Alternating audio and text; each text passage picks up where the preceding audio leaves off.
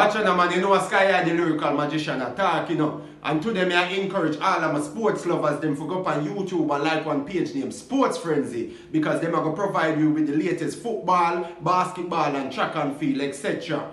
All of the news them. Right now, a World Cup time and a transfer time, and we need to know what go on. So go up on YouTube and like the page named Sports Frenzy.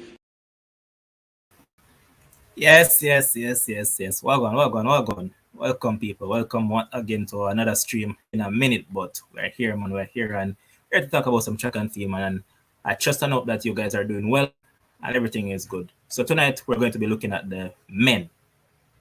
You said that we don't pay enough attention to them, but tonight is the night for them. We're going to be paying attention to them. So big up to everybody. And remember, as I join, ensure that you hit the subscription, ensure that you hit the like button, do the right stuff, man. And I'm going to be joined by Ryan right now. Bro, what going? Good night, everybody. Night, Levi. I'm there. All is well. Right, so, well. Good. So the other day we'll preview the females and all of that, but multiple people are reach out to me and I say, yo, I like how I go and it's like I want to show the man and eat the bus. But it's a pity they never know said that one. But otherwise on that, we're here and a lot of stuff to look forward to. I don't really want to start at the 100 meet and all of that because I think there's other events that we would really need to get through first. Just get the people on the stream to actually jump on and then we'll just dive into it. But let's see where I'll actually start. I think I'm going to start with the discus tonight. That's where I'm going to start. And let me just go ahead and share the men from a Jamaican perspective.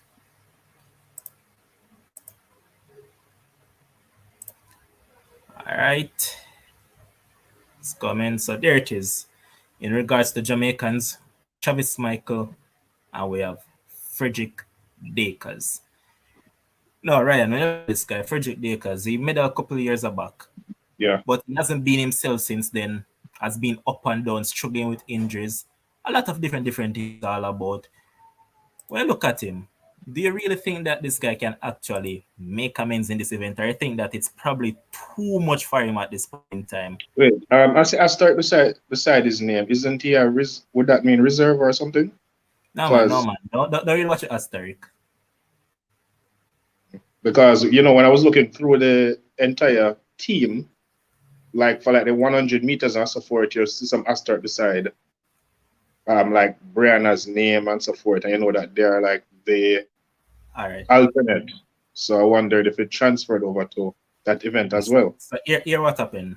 The thing with it is that besides some of them when they say they're asterisk, it means that they didn't make the automatic qualification, but they're within the top amount in terms of people that should be selected for the event. So that's it for some of them.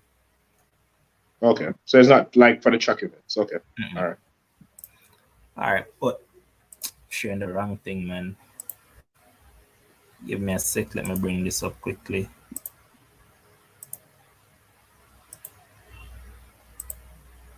All right. So here it is. Tell me if you're seeing it clearly. I want me to zoom more on it. I can make it out for the most part. That's better? Yeah. That can work, yeah. All right, so the world leader in the event is Daniel Stahl from Sweden. He has thrown 7.47. Then you have the youngster that has been superb all season long, Christian Che from Slovenia. Then you have another youngster, just burst on the scene, Michaelas Alekna. He has thrown 9.81. And he's from Lithuania. Then you have the next man, I'd probably say a veteran of the event, Andrius Gutsius of Lithuania as well, 69.39. Another man that has been around a good while now, Lucas with Angina. He has gone 69.11. Then you have Sam Mattis of USA, 68.69. We're really going further in terms of that. I'll just show the Jamaicans. So Travis Michael is ranked 11th in the world with 66.60. And Frederick is at 15th with 65.98.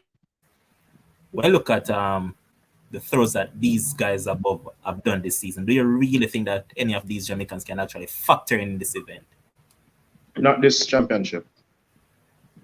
Maybe, luckily, if we look, one of them can make it to a final, but outside of that, not medal contention.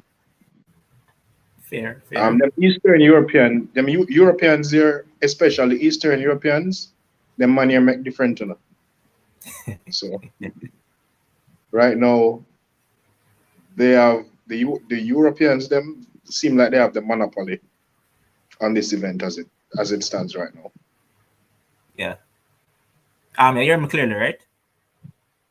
Yeah, man, I am hearing you clearly. All right, good.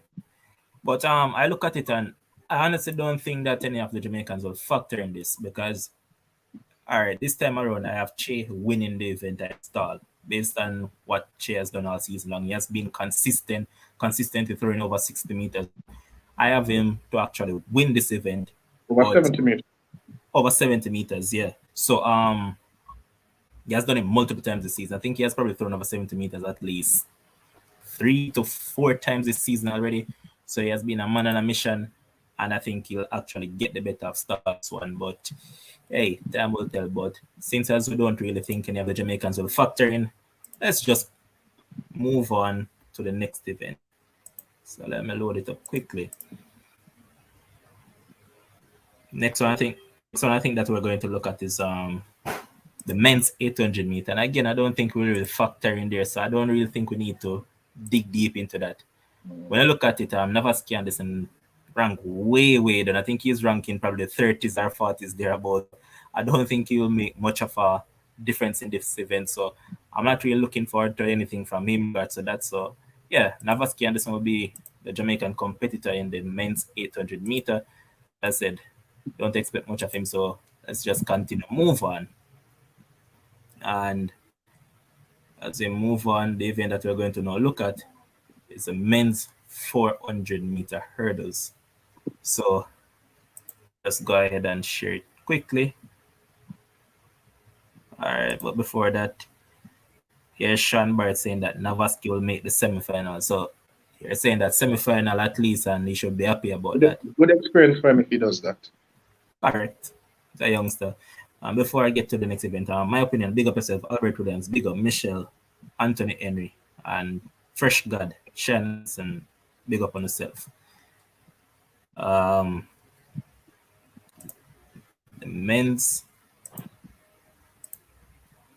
400 meter hurdles. Let's go ahead quickly and share it. So in terms of Jamaican participation, we have Jail Hyde, Kemar Mowat, and Sean Rowe. Well, look at these guys. Over the years, we have always thought that Jail Hyde is a supremely gifted athlete, but just never seem to kick on. And when you look at the feel and what they're doing now, it just seems hard. Has Jail done 47? Has he gone on a 48? I think he has on one occasion, but has he? Give me a sec. I don't think he has them. Huh? I don't think he has. To medal, you have to do like 46 something, maybe 40. That's where it's at right now, yeah? Yeah. If you can't 47, 48, not very cut it. That you might look if you make a semifinals with that time. And Jail has gone to what now? He has gone to an Olympic. I think he has gone to a World Championship as well. Mm-hmm. And I haven't seen any progression.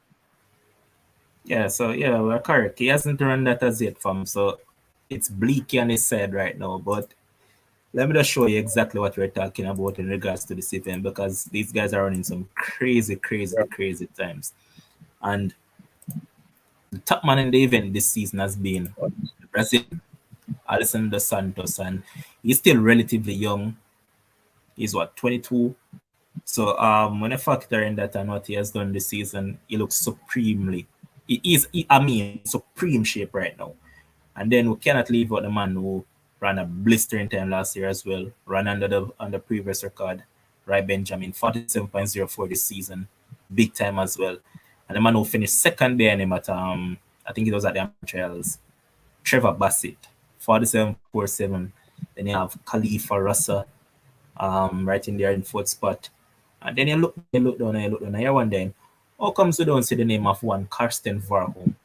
But then you have to remember that he was nursing an injury, but he said that he's in good shape. But here it is. JLI is actually ranked 10th in the event this season with 48.51. He hasn't even gone 48 little bit. And that at national trials, and you have Kemar Mowat ranked at number 12. But I look at this event, Ryan. Best place semifinals for Jamaicans. Jail is a full second behind medal contention. You need 47. In terms of, I remember sometime, we know that they won't actually medal, but if there's something that they can take from the championship, what would you say it is? For instance, a PB or all of that, or you think they can press beyond the first? No, I think where Jail is at right now, he has enough experience to be thinking about making a final, because he made the Olympic semis, if I'm not mistaken. So he should be thinking about progressing on that. I'm glad I went there, because remember that in that same semi-final that he was actually on track to make it to the final until he fell. Yeah. So I agree, but this season he hasn't been the same person that he was last year. I don't change his overall approach to the season or anything of that sort, but he hasn't been himself this year. But for me, I think that at best I'm giving him a semi-final spot. I don't think he will progress to the final right now, based on how he actually looks.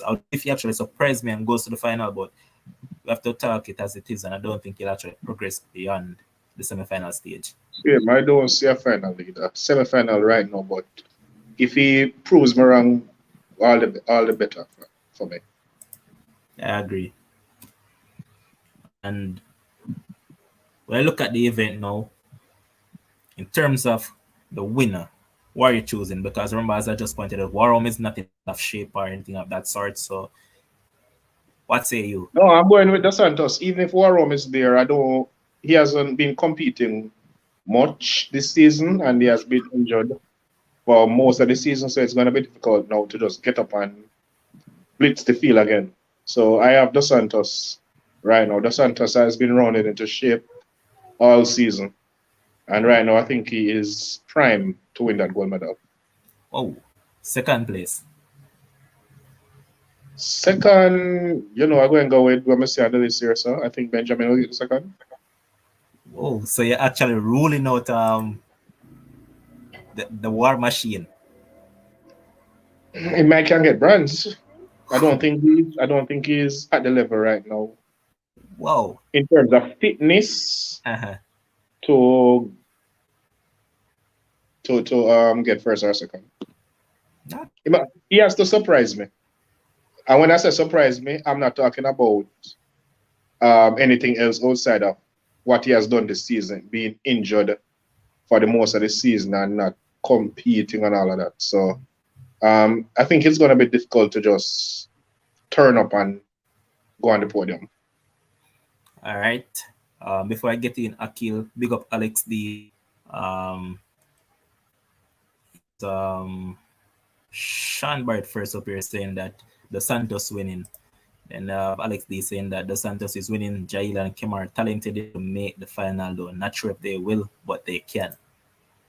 Sean Barrett also saying that Hyde has been a disappointment. And Antoinette, big up yourself as well. Good night. Alex D saying that him and Jail is faster while Kimar has better hurdle technique. If we just somehow combine the two, it could be deadly. And that's a grateful queen as well. Welcome, man. Akil, Wagon. Good night. All right, so we look at this event, Akil. You heard what Ryan said. Are you on the same side of the coin, or you think that the War Machine will actually pull it together and come to claim this title? First of all, the War Machine not entering knowing that he's going to lose. He's going to win. I remember saying to our next program that he's going to use the rounds to get himself into shape. So I wouldn't be surprised if I say like call a 47 low or a 46 high in the heats. First round of the World Championships. Because if you think of War Machine, you think of him of the caliber of Usain Bolt. And Usain Bolt not going to a world championships if he knows he's going to lose to his competitors. So But that's not true. No, that's not true. So do you think so? you think he didn't know that he was going to lose the last time? That's 2017. That's man. Yeah, that's 2017. Like him done accomplish Because everything already. yeah, him did done compete. Him did done with him last one anyway. Yeah. No, but Akil, you just said Usain Bolt won't go to a championship knowing that he's going to lose. And I'm telling you that he knew he was going to lose. Okay. Yeah. Listen, guys. Let us say Usain in his prem. Usain in his prem, Yeah, not going to a Usain- championship if he knows that he's going to lose. He's not going to do that. But I get the parallel that he's trying to draw in the games. When I look at Warholm and what he has done, this guy is a literal warrior, and that's where he actually got the name from. So I'm thinking along the same line as Akil that if this guy had it in his head that he was going to probably go there and lose or anything of that sort, probably say, yeah, I'm not about to force the fitness. Let me just sit out this one, just like Steve Gardner. He's not fully fit at all. But Levon, when I look at it, I pray differently. I don't think Warholm and Steve Gardner have the same personality. I think Warholm have a kind of ego to him where even if he's not 100, but he's probably 95, he still believes that he can get it done. But let me tell you something. Warholm, if he is not at his Olympic best, will probably come third in this race. Listen, I have him, and this is just my prediction. So may I say the same thing then? I have Warholm to pull up. I don't have him even finishing. If he make the final, I don't have him finishing. Why? Listen, I don't know when I came in, but somebody was talking about Dos Santos. And that guy right now is in the form of his life. Right? Right, Benjamin. I never see somebody who want to beat Warholm as bad as this guy. And I know he had COVID and he had a couple of injuries and so. But when I watch him at the US trials, he looked pretty good. And I love where you're going with this, Sinner. Yes, and being on Oregon soil, I don't know. I think somebody talked about Oregon the last time. I think it was Akil, but he was referring to somebody who won't win. He was referring to Prandini, right? But listen, I'm not even talking about Oregon itself, but just being on US soil and knowing that he has never beaten this man. And this is probably his best opportunity to beat him. Because listen, I don't think this man is at 100%. Listen, the injury that the man only run not even one race. He attempted a race and then he pull up in that race, if I remember, since the season start, right? And it's a hamstring injury as well. And it's a hamstring injury. And we know between the hamstring, the Achilles, we know those injuries are very tricky. Right? So, and jumping over those hurdles. And listen, he's going to come out and say all the right things. Yes, in training, I'm powering over them. I'm doing, you can tell me anything. Guess what also? Yep. Let's just factor in it because you're making some good points now. Not just about hamstring, but the hamstring is on his lead leg. Yep, absolutely. So I'm telling you right now, you can believe in a war machine all you want, Akil, but I don't think, I think this guy's going to pull up because when he's losing and him can't come back and him don't have the fight, him don't have the strength, him just don't have it. Listen, don't worry, Akil. He has an excuse. Warholm don't win. Everybody gonna say, oh, he's not 100%. Oh, don't worry. Next year he'll be back. But I think this year is Ryan Benjamin's year. I think he's going to win this 4 hurdles. It's about time. The last time I think he broke the world record as well. But Warholm was just faster. Warholm was just better, right? I think Warholm have to be on his 100% A game, which I don't think he is. So I have Benjamin winning, I have Dos Santos second, and anybody can fight for third. Listen, I see people talking about Jail Hyde. I'll say this about Jail, right? At the Olympics, I think he would have run a great time had he not fall over that one of those hurdles that he fell over, right? So I think Jail can make it to the finals. That other guy, Kemar, my namesake, I don't think he's making it to the final. I don't see 2 Jamaicans in the 400-meter hurdles. So I think Jail alone can make it. Obviously, as a hurdles, anything can happen. But I'm talking about, if everything goes well, everything goes quote unquote perfectly. I think Jail can make it, but I don't think Kemar will make it. All right, Kems, jump out and jump in back. All right. Akil, finish up. Yeah, but I wanted to make a point that, as I said before, if War Machine is injured, he's just not going to race. Like, if he knows that he's not going to win, he's just not going to race. And I think what Kem is forgetting is that Warholm is also defending IAAF Male Athlete of the Year. So it's not even just the 400-meter title or hurdles title that is at stake. It is male athlete of the year as well. So if Warholm is entered, I'm not saying that he can pull out of a semi-final or a final because he's injured. But if Warholm is on the line, come Monday or Tuesday of the final, he's gonna win. He's not gonna lose. So I have Warholm to win. I have Rai Benjamin to finish second, and why you have Warholm to win? That's what I want to hear. Yeah. That is the question I had. Why? Apart from the fact that you have him to win, why? Yeah, why? Because he's fit based on his Instagram. Handle. He's not fit. He is so why? Fit. I'm telling you, he is fit. He posted that Instagram. He made an Anybody Instagram can post post. anything. Anybody can post anything. I'm going based on what I've seen this season. He's not fit. But you can't go by what he said this season because he hardly raced. What else? Exactly. That's what I saw this season. He's hardly running. And that means he's hardly running because the first race he ran, he was injured. Because he's not fit. That's why I'm hardly running. So basically, Akil, you are basically telling me and the Jamaican, the American, the English, the Canadian people that are on the stream, you're basically telling us that Warholm is so much greater than Benjamin, than a Dos Santos, that he can not train and be injured and for just so turn long up season and just turn up. I never said that that the injury wouldn't take a toll on his performance. But I'm saying to you, knowing Carson Warholm and knowing the competitor he is, he's not gonna line up if he knows that he's gonna lose. Let us say he's fit now. Let us say he's 100% fit now. He does not have any race under his belt. That's why I'm trying to tell you that I wouldn't be surprised if he runs low 47 or high 46 in the heats. I don't like how you guys are going at Akila because I'm actually on the same side. I am picking Warholm to win. Listen. Well, no, but I mean, I'm just saying. Let us say he's 100% fit, right? Yeah, it's about. The season is we're deep into the season now, where everybody is supposed to be in their prime and all of that, peak and everything, and this guy does not have a race under his belt, not even one, and him just going to turn up and win.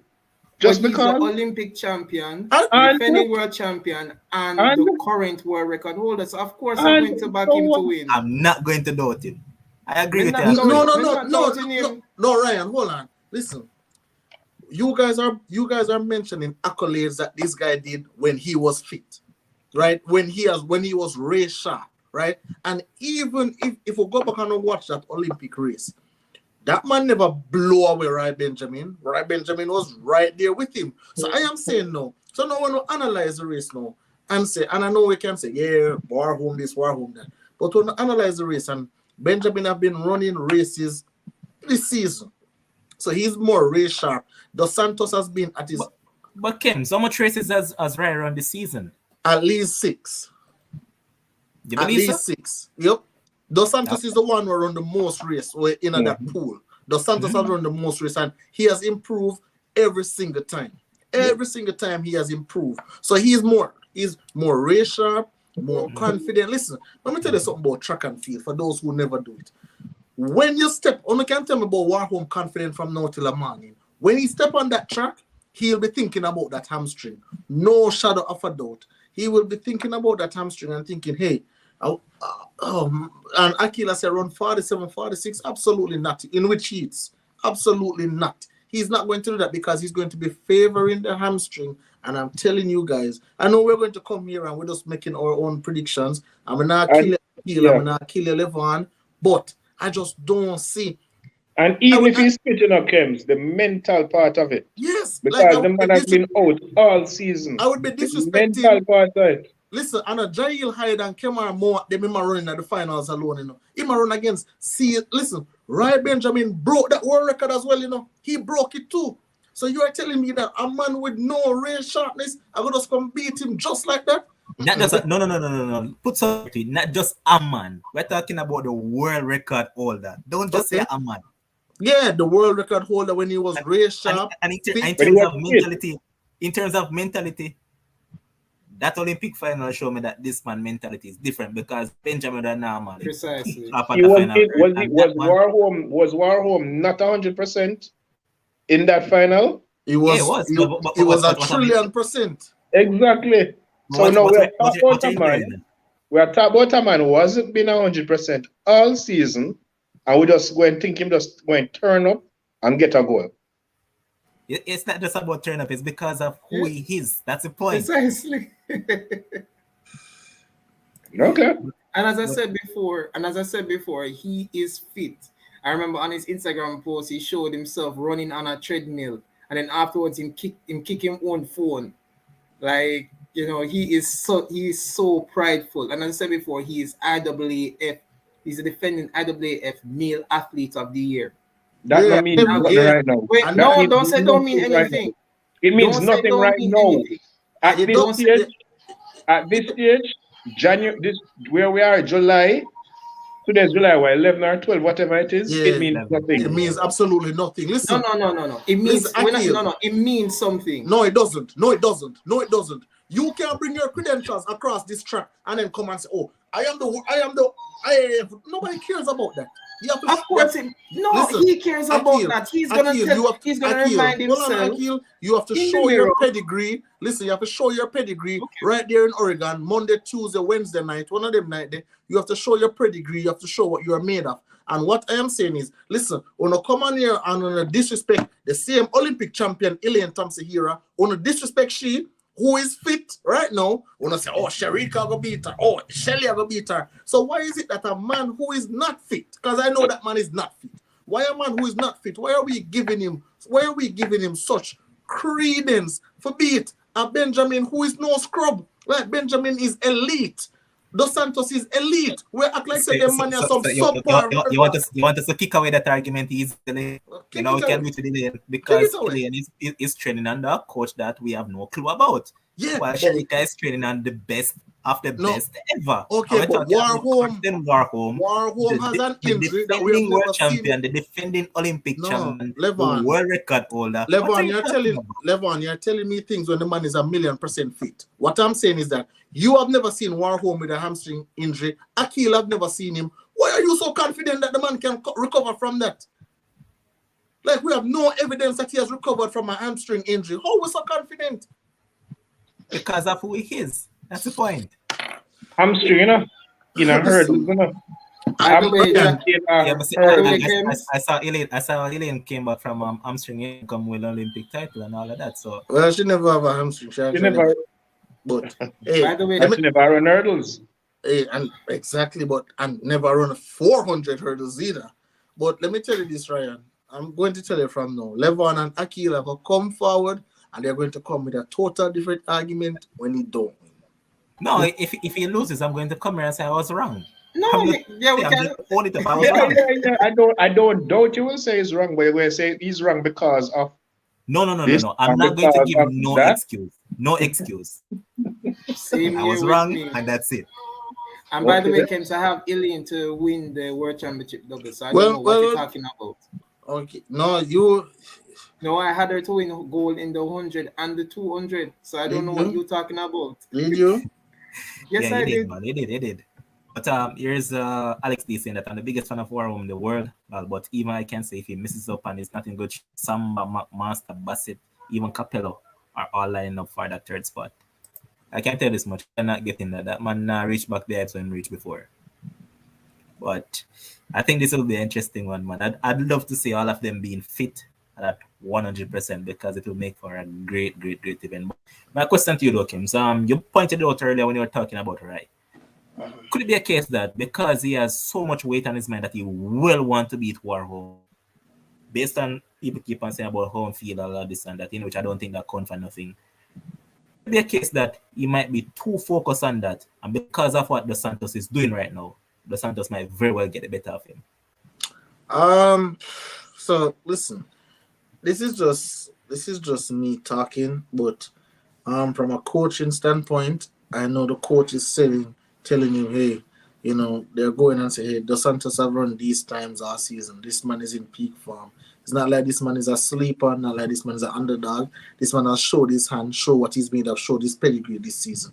So I don't think Benjamin can go into the race and say, oh, well, let me not worry about Dos Santos, because Olympic Dos Santos and this Dos Santos is two different Dos Santos. This man is a contender. Olympic Dos Santos was a bronze, not even silver, was a bronze medalist contender. That was the only medal he could have won.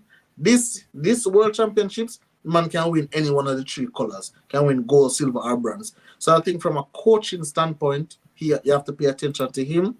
You have to pay attention to, obviously, you're going to pay attention to Warholm as well. And obviously, you're not going to disrespect the rest of the competitors. But you know that there are certain competitors you can beat even on your worst day. Right? So I am giving, boy, I don't know. The same Dos Santos, I think he has a particular confidence what I see him running with now that I've never seen it, not even at the Olympics I saw it. And I believe he believes that he's in the form of his life. He believes that he can win gold. But again, I just think it's Benjamin time. Obviously, him and Norman train together. I think I don't know, we're going to talk about that. I think it's Michael Norman's time. I think it's Ray Benjamin's time. I just think it's just their time to just go out there and just win this thing. And, that's just my opinion. I might be wrong. Obviously, if I'm wrong, I'll come here and say I'm wrong. But, I'm rarely wrong. I'm hardly wrong, especially in track and field. You're wrong enough time. Especially in track and you're wrong enough time. Really wrong. Enough time. All right, can you tell me, quickly, Ryan, can you tell me a time I was wrong in track, please? Kemba. What I said about Kemba? You're wrong about Kemba. You're wrong about Dakari. No. You have a long list. Let me try to remember all of them. I said for Kemba, I said the only way Kemba can beat Brianna is if she run 10-8. And that is what she did. I said if she run anything 10-9, Brianna will beat her. She ran 10-8. What you want to do about that? Yes, sir. Go back and look at the clip. You're wrong about Dakari many times. Yeah, you have a list. All right, we move. He was wrong about Holloway. Yeah, Holloway. Winning the Olympic finals. Yeah. Everybody was wrong. Nobody picked Parchment to win that. Nobody. I picked Parchment to win, but I will admit that I went back and I said Holloway was going to win. So you didn't pick Parchment then? Yes, so you didn't pick Parchment. I picked Parchment early, but then after seeing Holloway in the rounds, I picked Holloway. But I would take the L. Boss, if you circle A for your multiple choice and you rub it out and put D and hand in the paper, you think they must say, oh, look, give me circle A first. No, boss. But here, to move on to the next event, and that will be the men's 110-meter hurdles. And you don't know, say, as always, a man is in the comment section to give Kems a kick. So let's bring up that comment quickly. Not in track and field, Mr. Adlam. Come to my class in track and field. Adlam is correct. A lot of those guys were making millions of dollars on the TV, wrong more than them right. So probably that's the recipe. All of that too.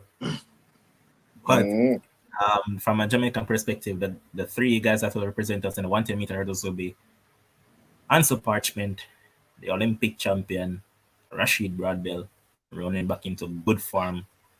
And then we have Orlando Bennett, another one that is coming into his own right now. So, what do you guys think? Go ahead, all the Jamaicans will fare in this event. Well, I don't think this will be the Olympics where we get 2 medals. I think Hansel, as it stands, is near on for a medal, whichever one of the 3 colors. The only Jamaican I think that maybe can upset and go close to a medal would be Broadbell. Other Jamaican, I should say. But as it stands right now, I'm going with 1 medal for a Jamaican in that event.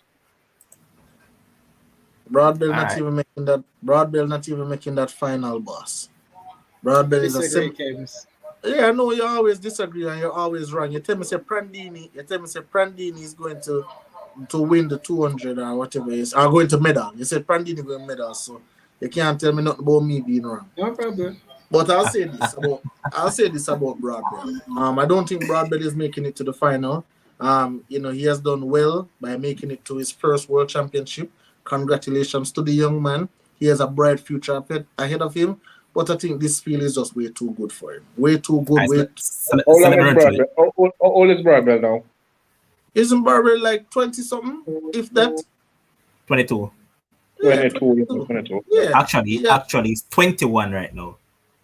Yeah. He might have World Championships next year, Olympics after that, next World Championship. You have a lot of time ahead of him now. But I just think right now, the field is just way too good, for him. So we get Broadbell over the way. Let me just run through the field quickly. So Devon Allen is the fastest time this year, that 12.84. That's when he beat one Grant Holloway. Then you have Trey Cunningham 13 seconds. You have Daniel Roberts 13.03. You have Grant Holloway 13.03. You have the Parchment 13.09. He has been beaten twice now this season. Devon Allen, Parchment has beaten him, and he was beaten at US Trails as well.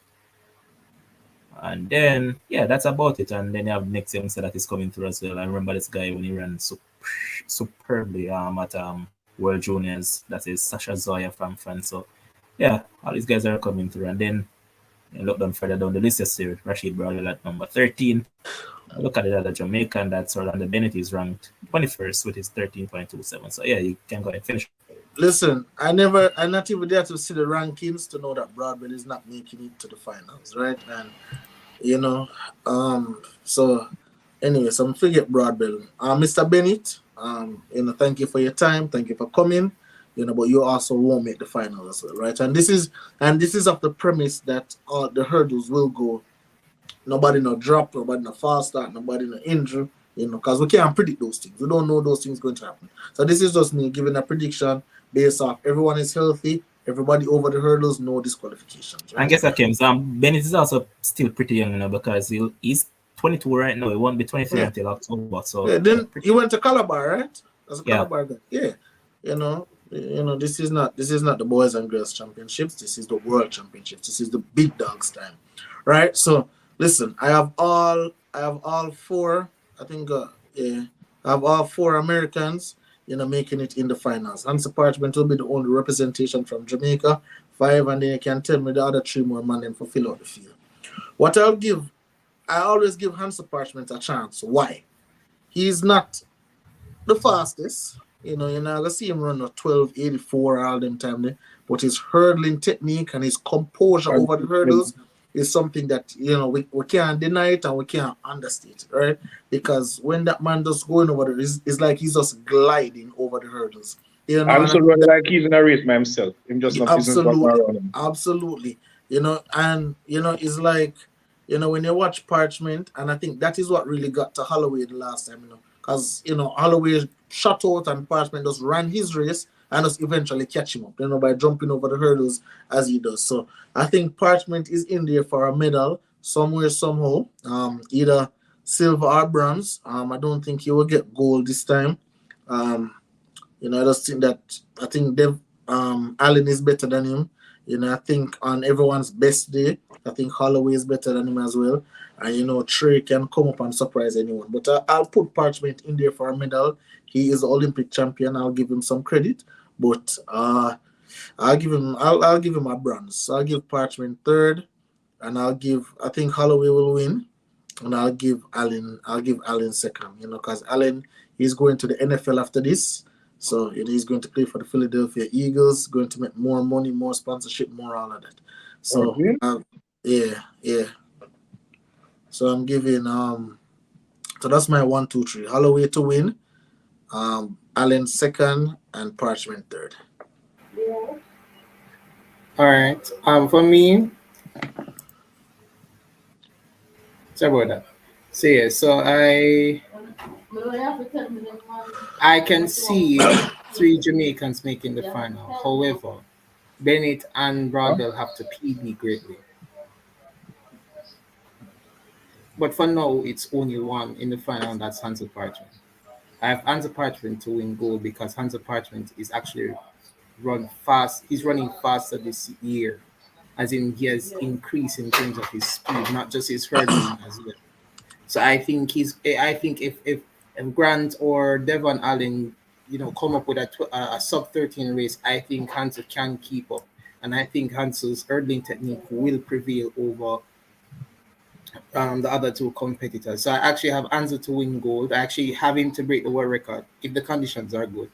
1274, and I have. So Hansel is not going to go on that sub 13. Okay, I could that's just fine. call it that.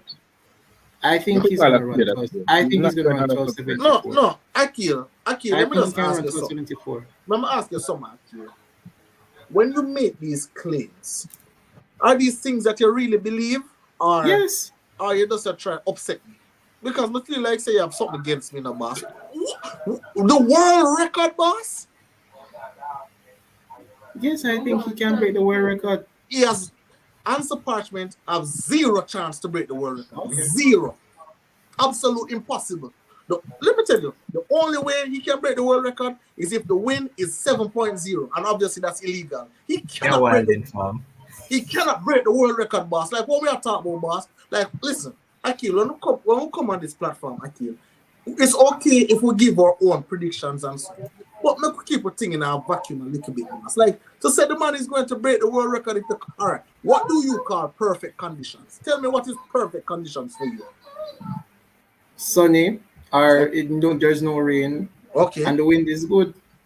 So is it positive win or no win? What is perfect for you? It depends for hurdling, because for hurdling I heard that positive win is not too favorable because it will push it towards the hurdles quicker. That's what I've heard.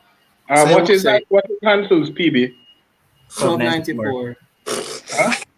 1294. And Hansel hardly He did that 8 years ago. Hansel hardly goes sub 13. Hardly ever goes. Yeah, but look at Devon Allen before. Devon Allen was 1284. He was 1299. He just went turn up and just go way faster than he has ever gone. Remember, I just gonna turn up and something. I've just said it a while ago. Is that Kiarmaga hurdling now? No, I just said to you a while ago that Ansel has gotten faster along with his hurdling technique. His starts has gotten better. 13.09 this season. Remember 13.09. Last year he went into the Olympics with 13.16. And what was the winning time? When you say he has gone faster, you said he has gone faster. He's 13.09. Yes, all right. And I think what Akil is trying to say is that based on what he has normally done throughout the seasons before, he has run faster this year, and it's true. He has run 13.09. Yeah, okay. But that's not a lot faster than what he was doing last year. Yeah, man, 13.09 is a lot in comparison to 13.1. He ran 13.04 in the Olympic final, you know. Okay. How was that close to 12.74? No, but I'm saying that. Akil, stick for a minute. Mm-hmm. I know that we love our Jamaican athletes and all of that in the farm, but you see that 12.80 something, the brother. And a boy thing for do that. I mean, you said Devon Allen did 12.84 in a 1.5 race. No problem. But what you have to factor in Akil, this is rounds, fam. And even though, for instance, look at Grant Holloway. Remember that everybody at Grant Holloway breaking this record, right? Mattered most at the championship level when the pressure was, you saw what happened. He crumbled, basically. But Grant Holloway, in a 1-off race, Grant Holloway ran 12.81. That was at US Trials, and he wasn't even thinking about breaking it. That's what I'm trying to say to you now, Akil, that when you're doing that at Trials and all that versus at World Championship and Olympics, you're talking different pressure, totally different sort of pressure. Pressure. Okay, so I have him running 12.74 because he will be pushed by the other competitors. So I have Grant Holloway to run 12.8 and I have Allen to run 12.9. Hence why I have him running 12.74. So Akil, let me ask you a question. Answer Parchment, 12.94 in 2014. That is PB, you know. I think if you go and check I think if I probably go and check by the stats, I don't think he has gone below 13 seconds since then. I can't be wrong. I don't think he has 5 sub 13 in his career. But you don't need 5 sub 13 in order to run fast for in not even for seasonal race. Look at Aries Merit.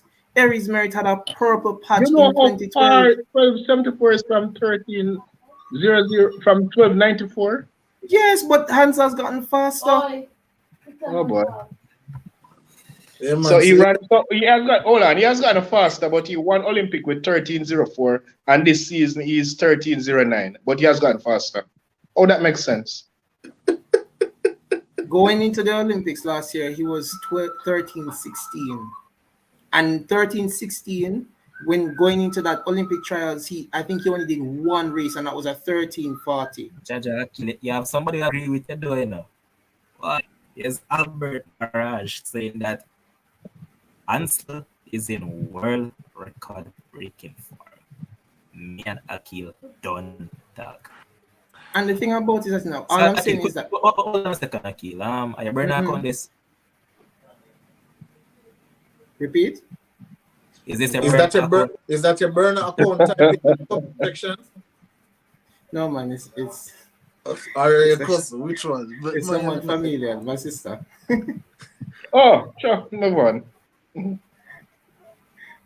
Anyways, but yeah, I think I'm only seeing that Hans is going to run 1274 because of one, the conditions, if the conditions are right, and because I think the competitors are going to push him to run that fast. So I have Hans to win, Alloway to finish second, and Allen to finish third.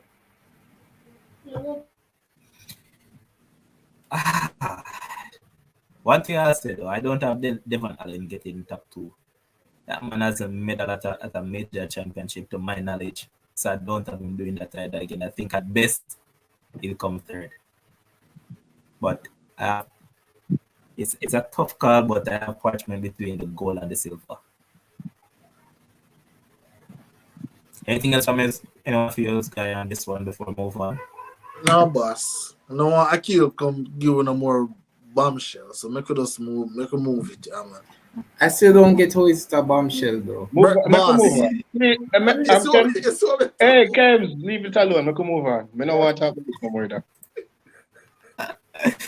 All right, so we're going to look at the men's 400 meter. Yes, we have Jamaican participation, even though they're not doing well. But let's get there. I'll look at it now in terms of Jamaican representation. I'm going to share it quickly. So without looking at this Jamaican representation, right? I can say Nobody now the final. Listen, with Stephen Gardner out now, there's one slot open up in that final, right? Who will take it? No Jamaican. Like I don't know. Listen, Christopher Taylor made the Olympic final. I don't know what his fitness level is like. Apparently, he's no Karsten Warholm, so he can't recover from that injury in that time. So Johan Powell, I still think he needs some time. Nathan Allen, Christopher Taylor would be my only. Christopher Taylor would be my only pick to make that final, and that's just because he made the Olympic final when no one expected him to, right? So he made the final before, and I think with these athletes that are in the middle of the pack, and I've said it to various events, we need some luck. We need to be in the favorable heat, the favorable semi-final, and we get a chance and we'll make it to the final, right? That's how I think a Jamaican can make it, right? I alluded to it earlier. That's not true. This is a world record, world champs. But I alluded to it earlier, Levon, for this 400. I think Michael Norman will win this 400. I think the man has been on normally Michael Norman come out and run, but I think, looking in his eyes, looking on his demeanor, looking on his body language, not doing a lot of talking, letting his running on the track, really make the statement for him. So I think Michael Norman is up there. I think he'll win. Kirani James, obviously I can't write him out. I think Kirani James is amongst the medals as well. Obviously the world record holder, can't write him off as well. I see him run a race the other day. Never looked too shabby. Don't think that he will be amongst the medals though. I can't put him amongst the medals, but hey, anything can happen. You're the world record holder. But I don't think he's fit enough, right? Don't think he's race sharp enough. These guys have been running all season, right? I'm looking at a Randolph Ross. That's a gentleman I love from last year, But I think the colleges, That's where I'm going for one of the medal. Yeah, I like him, man. Last year, I just think that the colleges cannot the colleges season. But this season, you realize that he's managing his races more. Yeah, because he was more tailored to run at the World Championships than in college and stuff. So I'm giving Ross a shot in there. So I'm going Norman, Kirani James, and Ross. I think Ross can get the bronze. And that's where all my 3 medals are going. I'm not surprised if Akil tells us another world record in this one. My problem. Somehow Akil will have a Jamaican getting a medal, but I'm not even going to waste time with this. No Jamaicans. No Jamaicans will make the final. I have no Jamaicans in the final either. The only problem I have with Ken's take is that I just don't trust Michael Norman. Can't ignore the 43.5 and the 43.6, but I don't trust him mentally. I don't trust his mentality. Trust who? There and Michael Norman. I don't trust his mentality to go out there and to win it. So I don't have him to win. I don't have it to win. I actually have Kirani to win, Norman second, and Ross for third. All right, Ryan. I'm not mad at that. Oh no, I wasn't going to waste any time with this. I don't have any Jamaicans going into the final. This is our weakest sprint event. I do have a Jamaican running sub 45 though. I can say a Jamaican running sub 45, but they're not making the final. Which Jamaican is he running sub 45? Between Powell and Kobe. I don't know which one, but I can see either of the two running at sub 45, but they're not going to make the final. All right, Ona can tell me, is it me? I mean, obviously, I know the transition from high school to pro is different, but is it me or Chris Taylor just doesn't look the same? To me, he doesn't look. He hasn't progressed in the 400. Yeah, obviously he has regressed time wise. But I'm talking about my problem. You cannot say an individual has regressed in an event and the man PB last year. You cannot say that. Yes, you can. Why you can say that? How can a man regress on his PB and he ran a PB in an Olympic final last year? One second, quickly. You're going to look at the races overall to make that judgment. Has he progressed? He progressed? Look at one. So he has progressed, but not at the rate at which we hope for. You can't use a PB to say, somebody has progressed. What about the race? Of course, you have to use the PB to say that someone. What about, okay, so if somebody run a 1/2 race and run 44 and then he run 46 for the other races, because in PB in progress. He ran it in an Olympic final. It doesn't matter where you run it. I'm saying you cannot use one. Of course, it does matter where you run it. You cannot use one. Stage. You didn't answer my question though. So I run a 44 in an Olympic final, and for the rest of my time running, I run 46. Have I progressed? No. Yes, you have progressed. No, okay. I just wanted you to answer that. I'm not going to take your serious. Akil, brother, stop the foolishness. Stop the track and field better than this. If you say them things, stop the foolishness, boss. How is it that a man is not progressing? No, I'm not going to get serious after we answer last year in the Olympic final. Right. If it was a 1/2 race, then fine, but he ran that at an Olympic final, and then which meant that he had to run faster in order to make the Olympic final, which he did. Akil, so let me ask you: you run you run 2100 meters, right? You run 2100 meters, right? And Thank you, Sheiks. and one, yeah, if you agree, Shakes didn't agree with you? You think Shakes agree with you? He did not. He actually does. That's not agreeing with him.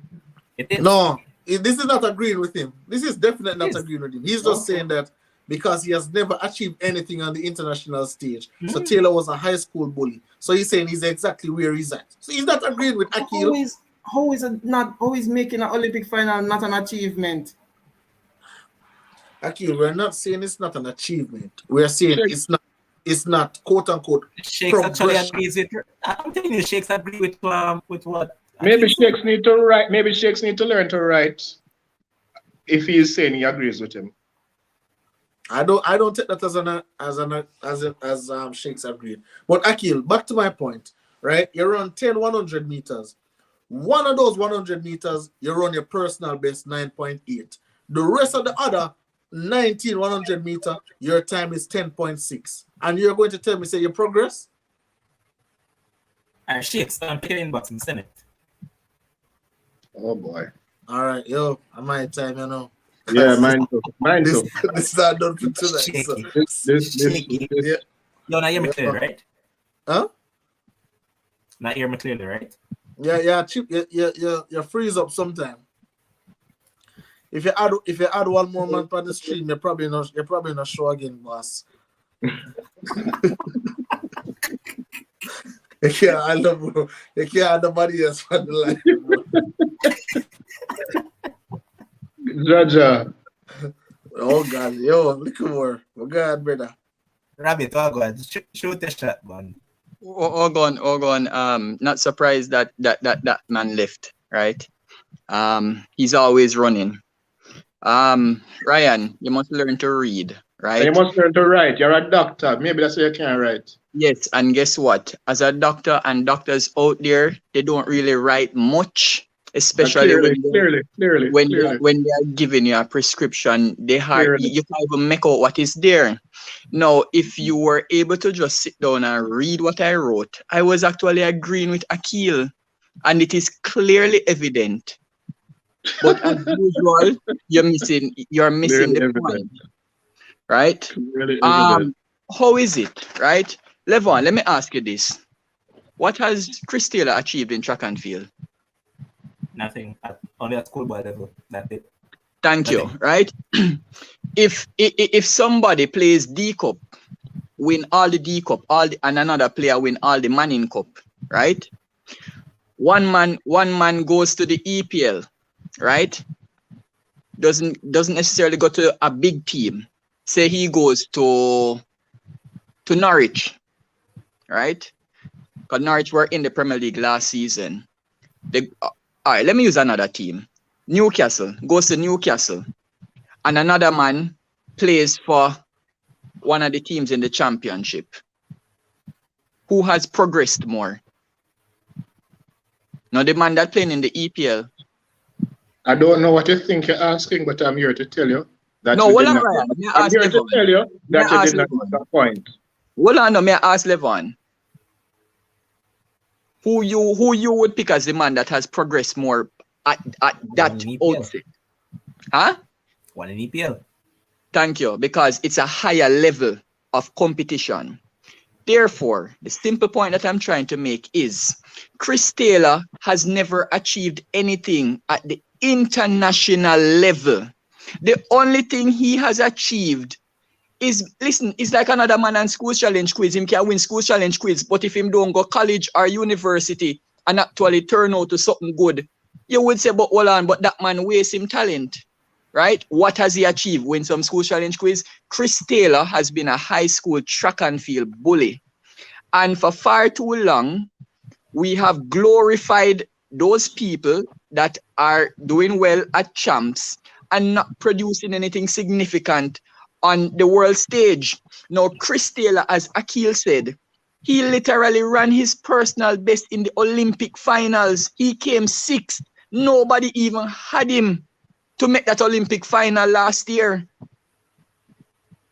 Nobody had him, to make the Olympic final, because guess what? for years upon years after leaving high school, everybody kept on asking, where is Chris Taylor? That was the notion, you know. Where is Chris Taylor? Even Ryan was saying it. Where is Chris Taylor? So where's the progression in what you're saying? What do you mean, where's the Akil said progress? you progress. Akil said you progress. Boss, I am now listening to you. I am now listening to you, and you haven't outlined how he has progressed, except to say that he came sixth in a race. Before I hold on. So I am listening for you to tell me what progress. Chris, I am about Chris. Ryan, before the Olympics last year, give me the Jamaican 400-meter runner that did something in the 400 Olympic final. You know what progress mean, right? What, yeah, sir, may I ask you, give me somebody. No, you know that there is also give this me somebody. Season. There give me is somebody. Also this season. So if you are going to talk about progress, you have to factor in this season. And Ryan, What I don't believe Chris Taylor. I personally don't believe that Chris Taylor is fit. You can't do the one-off race to say, oh, him do that in that race, and then after that, 5, 6 races, 7, 8, 10 races after, he hasn't done anything, and you call that progression. Ryan, and I'm going to say that I don't believe that Chris Taylor is fit, right? I don't believe he's fit, you know. But you cannot tell me that a man come 6th last year in the Olympic finals, and you know he has actually progressed from his high school days. Because the international circuit is where it is at. That is where we grade the people. Yeah, but Ryan, you don't understand regression either. Because you said that he is regressing, and you can't explain to me how the youth has been regressing. How has he regressed? You mentioned, okay, let me explain. Since you can't explain progression, let me explain regression. You said he went to a final. Okay, fine. So he has gone up a bit. Then after that, he hasn't done anything. So he has gone down. Regression means going down. That is me explaining regression. Yeah, but the season not done yet. The season has not finished yet. I don't know what he can produce at Worlds. Okay. So you can't make a statement that he has regressed. I thought the conversation was about up to now. I didn't know we were talking what about that means? You know what that means? Elaine has regressed. This season, yes, she has. This season. Okay, clearly. All right, cool. Sharika has regressed. Clearly, her time has gone down this season. What? Sharika has regressed in the 100, based on your take. No, based on your take, Sharika has regressed in the 100. Sharika's time has been going up this season. What are you asking me? Remember, her time has been going up. But Sharika hasn't run a faster time this year in the 100 meters. Sharika last year ran 2:77. Yeah, but that's not. But that's slower than her personal best. And I'm using your logic. But her time has been going up. But I'm using your logic to basically refute. Ryan. Are you understanding what you're saying? Ryan, because she has TV again, she has regressed. Ryan, let me tell you, the only way you can say Sharika has progressed this season is actually because we have seen her 200. Because we have seen her 200-meter time, the 21.54. Okay, so our 100-meter times haven't been getting better. 5.5. Huh? So our 100-meter times haven't been getting better this season either. Okay. But Ryan, you don't know. You don't understand the meaning. But she's still not run her fastest time yet. And so what? But Ryan, I only mentioned her times have been going up this season. Has Elaine times been going up this season? No, they have been fluctuating. Has Chris time been going up this season? No. You understand now? Yeah, but you can't say the youth. You said that Christopher Taylor has regressed. You know what? You know what's funny, Levon? Levon, let me give you. You guys call a young man's name. He's from Grenada. Ever since he won that Olympic gold medal, he has regressed in the track and field sport in the 400 meters. That's a fact. Who picked him to win the race? I picked him to win. Thank you. I don't know why you're picking somebody that has regressed ever since he burst onto that scene in 2012. he burst on the scene in 2011, actually, not 2012. No. In terms of winning the gold medal me I talk about. No, he won gold medal in 2011. Yeah, man, I know, but you know the Olympics is the highest stage. So and he has run faster. He has run faster than that Olympic time. No, man, but that don't matter. That don't matter, Akil. Ryan said that don't matter. Okay. Yeah. So Kirani James has regressed.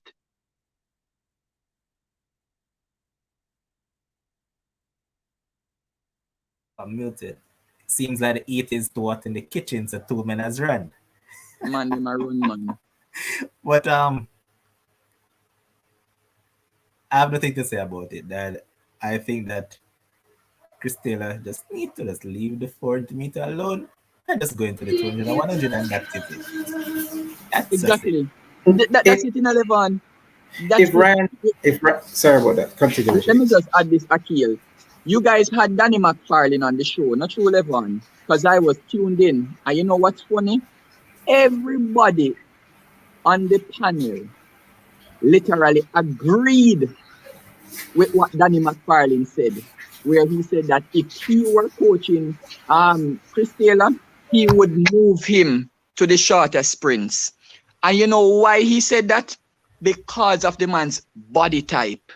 Yep. Clearly, Chris Taylor does not have the body type to go against the competitors, right? So it's not that he hasn't progressed, The world just gone ahead of him. So he's not suited for the 400 meters. I did not hear anybody on the panel disagree with Danny McFarlane. So me not understand how everybody now I get up and say, oh, the man is regressing. But Danny McFarlane said he would just switch him to another event because guess what? The man's body type is not suited for the 400 meters. It's as simple as that.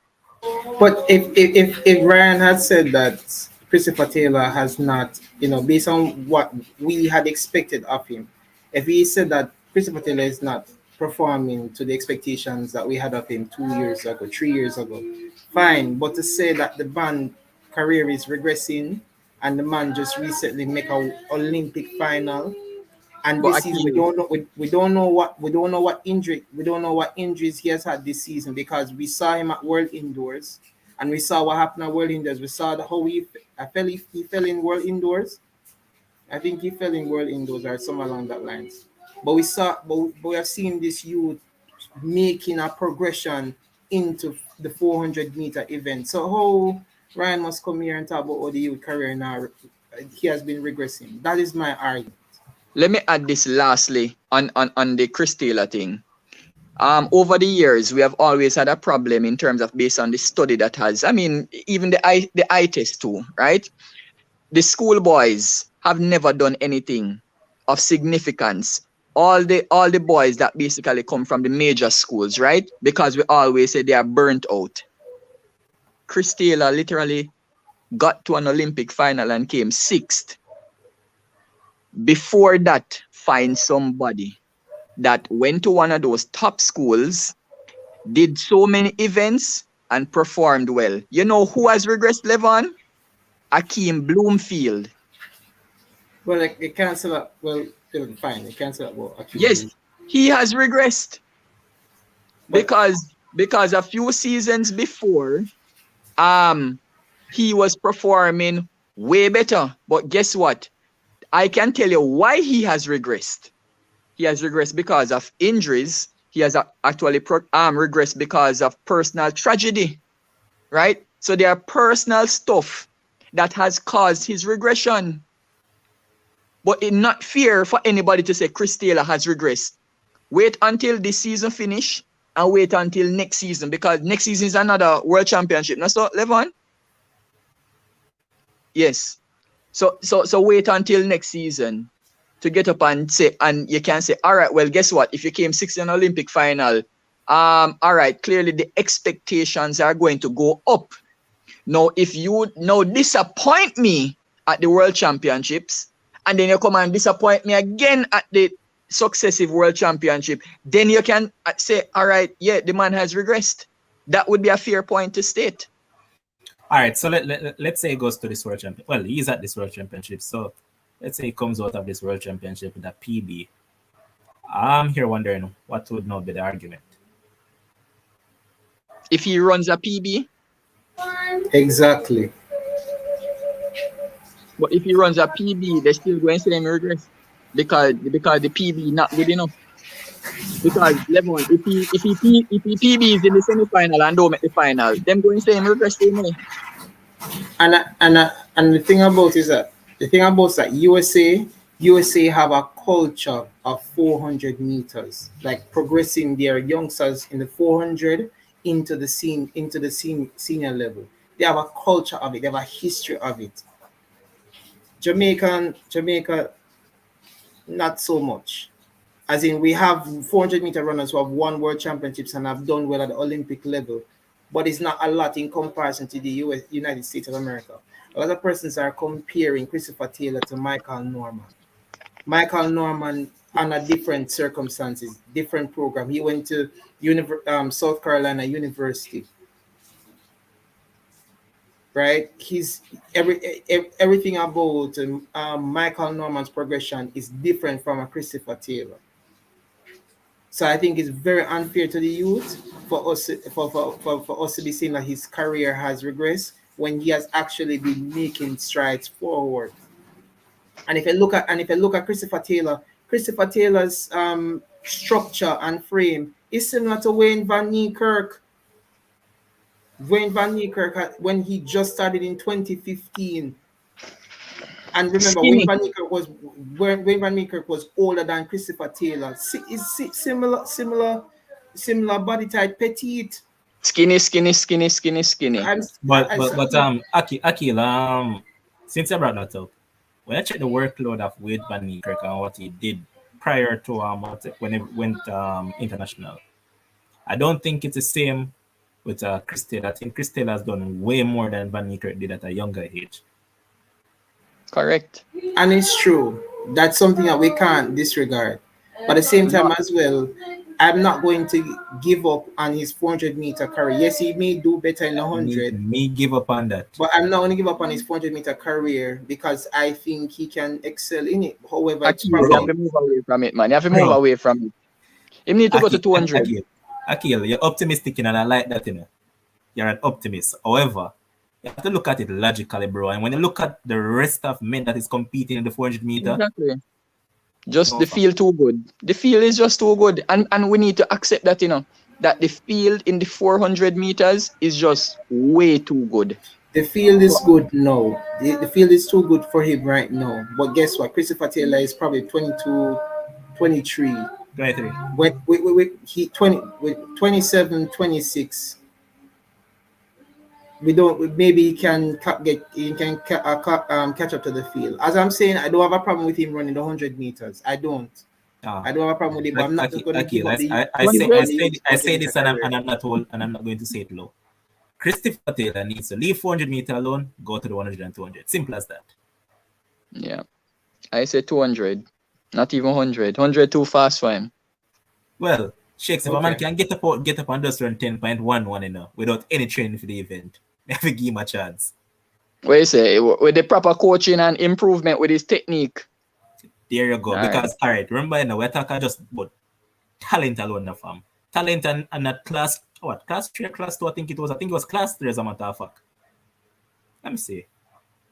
I think it's either class 3 or class 3 top end. A class 1 in run that 10-1-1 there. Positive? Yeah, I stand corrected. I don't quite remember, but for a man to just get up and just run 10.11 just so without the proper training there and it and all that, that's where I want to see him.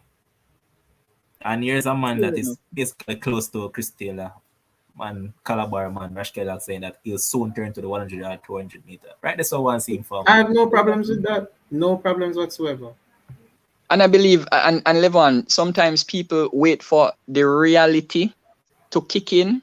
So I believe that this is where he will literally run up into the wall this year and realize that, it might be too much for me in terms of the work that I need to put in to get there.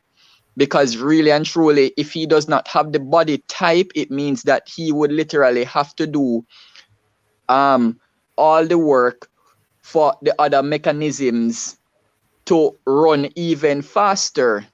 right? So it would be easier for him to then transition to the sprints. And look at Karsten and Daphne Shippers. You know, they were world championship level in the heptathlon. However, they decided to do an event change, and Daphne run 21.63, and Warholm is the world record holder in the 400-meter hurdle. So nothing is wrong with the event change. I don't mind it. Even But though I that, still think that even though if you're watching Daphne, you know that you would have sustained that. Coming down from it and down to these events, no fab. But yes, Alex Diaz skin. But question though, given the quality of the field in the 100 and 200, how will he be much of a challenge? we don't know. I believe that he can do well in the 200. That's what I'm saying. The 100 is just a bit of a stretch. Not saying that he can't run on the Diamond League circuit, right? And make some good money. But in terms of, I guess Alex is asking in terms of significant medal prospect, right? For the Olympics and the World Championships. When you really look on it, I think he has a good shot in the 200. Knighton, Lyles, who else is there? Well, guess what? We're going right there right now.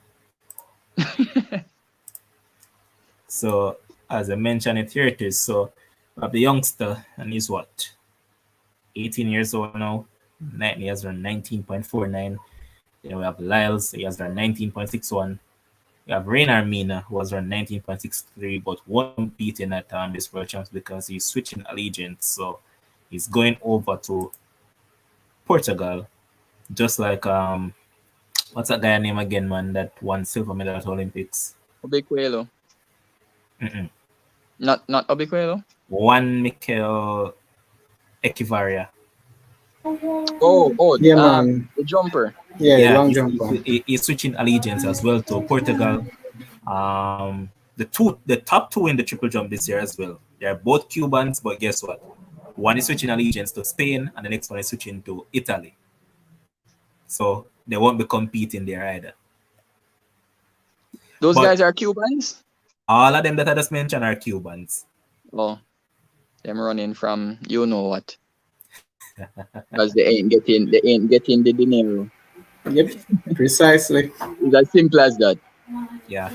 But I look at the 200-meter field. Since as we're talking about Kayla being a flop of this event. Now, as I mentioned, you have 19.49, Lyles 19.61, Fred Kerley, Manu normally run 400, come down to the 1 and 2, and he has just basically done very well for himself since the event switch.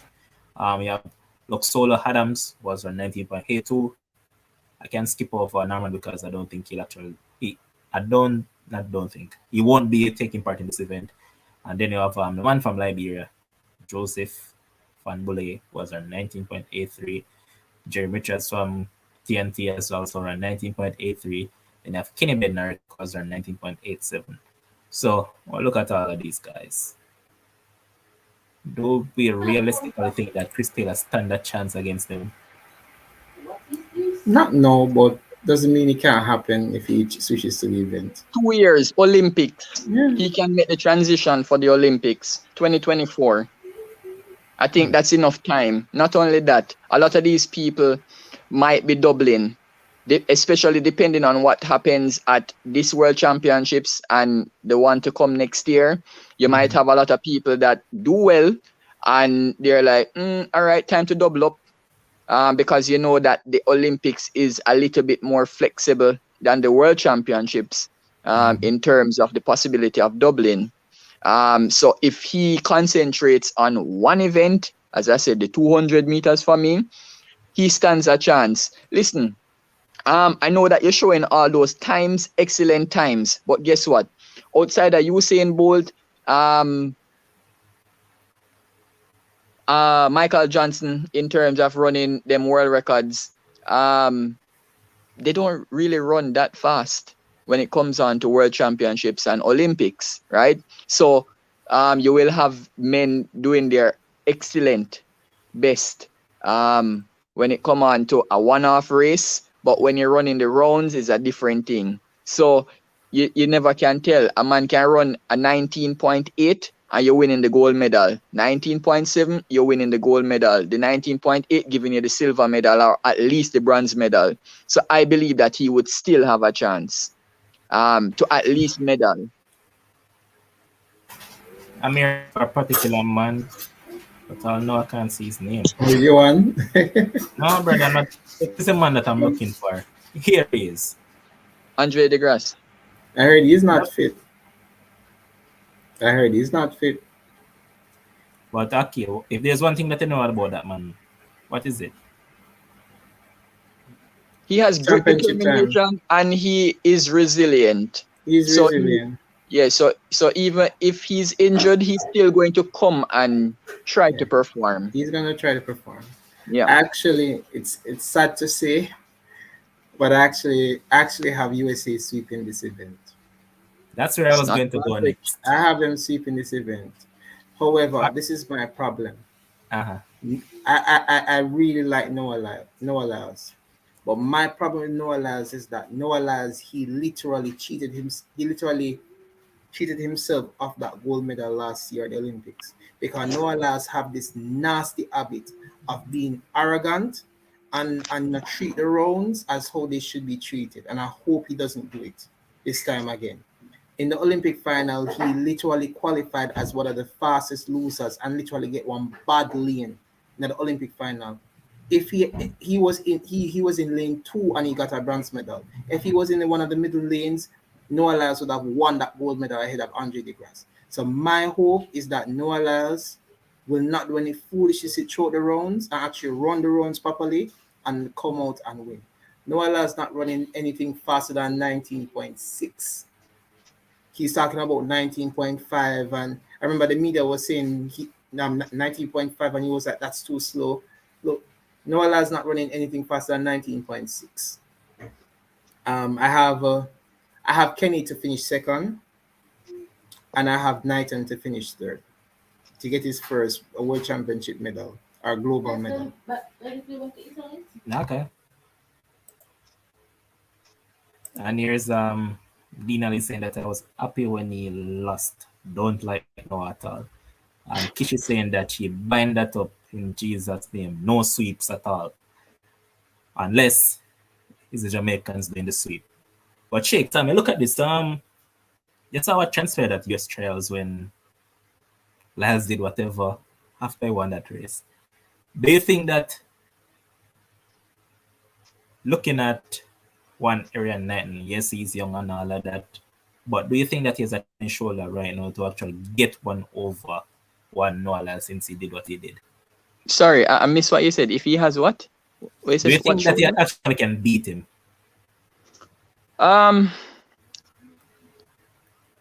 Listen, that track is fast, right? And once the conditions is good, I'm not going to agree with Akil in terms of the 19.6. I will say that you're looking at a 19.4 or 19.5. Why? Because it's pure fast men in the race, right? And who we really have to win the medals, they are actually just concentrating on one event, right? So it will be easier to get fast times in the men's 200 meters, right? Especially because you're going to have 3 Americans gunning for 1 gold medal, all right? So that's to begin with. So that is competition alone, you know. You don't need anybody else in the field, right? Depending on what happens in the 100 meters, America could get 1, 2, 3, 4. So I honestly hope that USA don't get the sweep. I really hope that Fambile and the guy from South Africa and Jareem Richards come and just mash it up. But it's hard. Them too good right now. But based on the question that you asked, is a toss-up, honestly, between Knighton and Lyles. Because I would say that Lyles is basically mercurial, so he can be awesome on a day. But as Akil said, he will finish second or third, when you know that his talent is much better than that. I believe that Noah Lyles, since Usain Bolt has left track and field, he has been the best 200-meter runner since. He doesn't have a gold medal to show for that. He has a gold, man. He's defending champion. Oh, you want that medal? Oh, Yeah, sorry, in Olympic. Oh, 2019. the Olympic. Sorry, the Olympic. He doesn't have an Olympic gold medal. Oh, that Joker Kims. Go on muted. talk, no, man. Go on talk, man. But I see there with saying that you think that Knighton will actually win it. Yeah, don't put it past him. The expectation on Knighton is very low, you know, Levon, in terms of it's his first world championship, right? It's his first world championship, so, and he's pretty young. So you're gonna look at the span.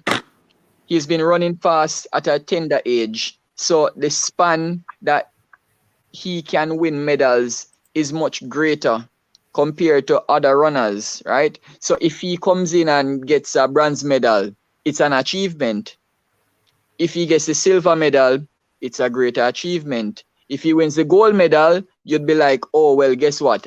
I'm literally not shocked that he's winning the gold medal. You wouldn't be shocked because based on his talent, it is something that you could expect.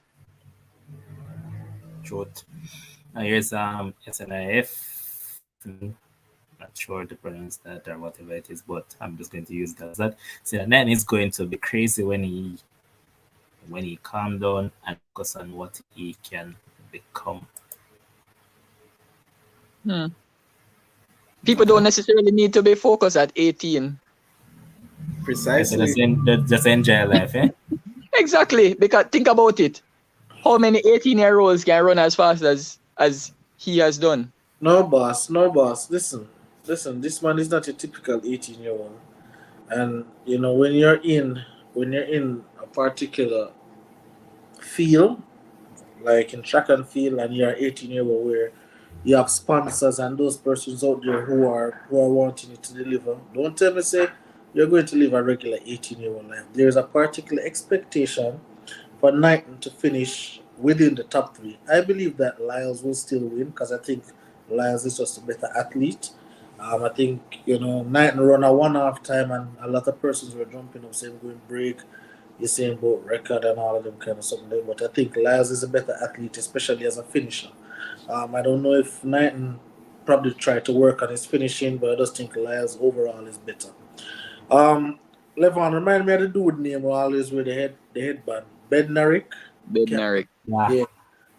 I think he's I have him as a wild card, not to win, but to probably even can sneak in there and get the silver medal.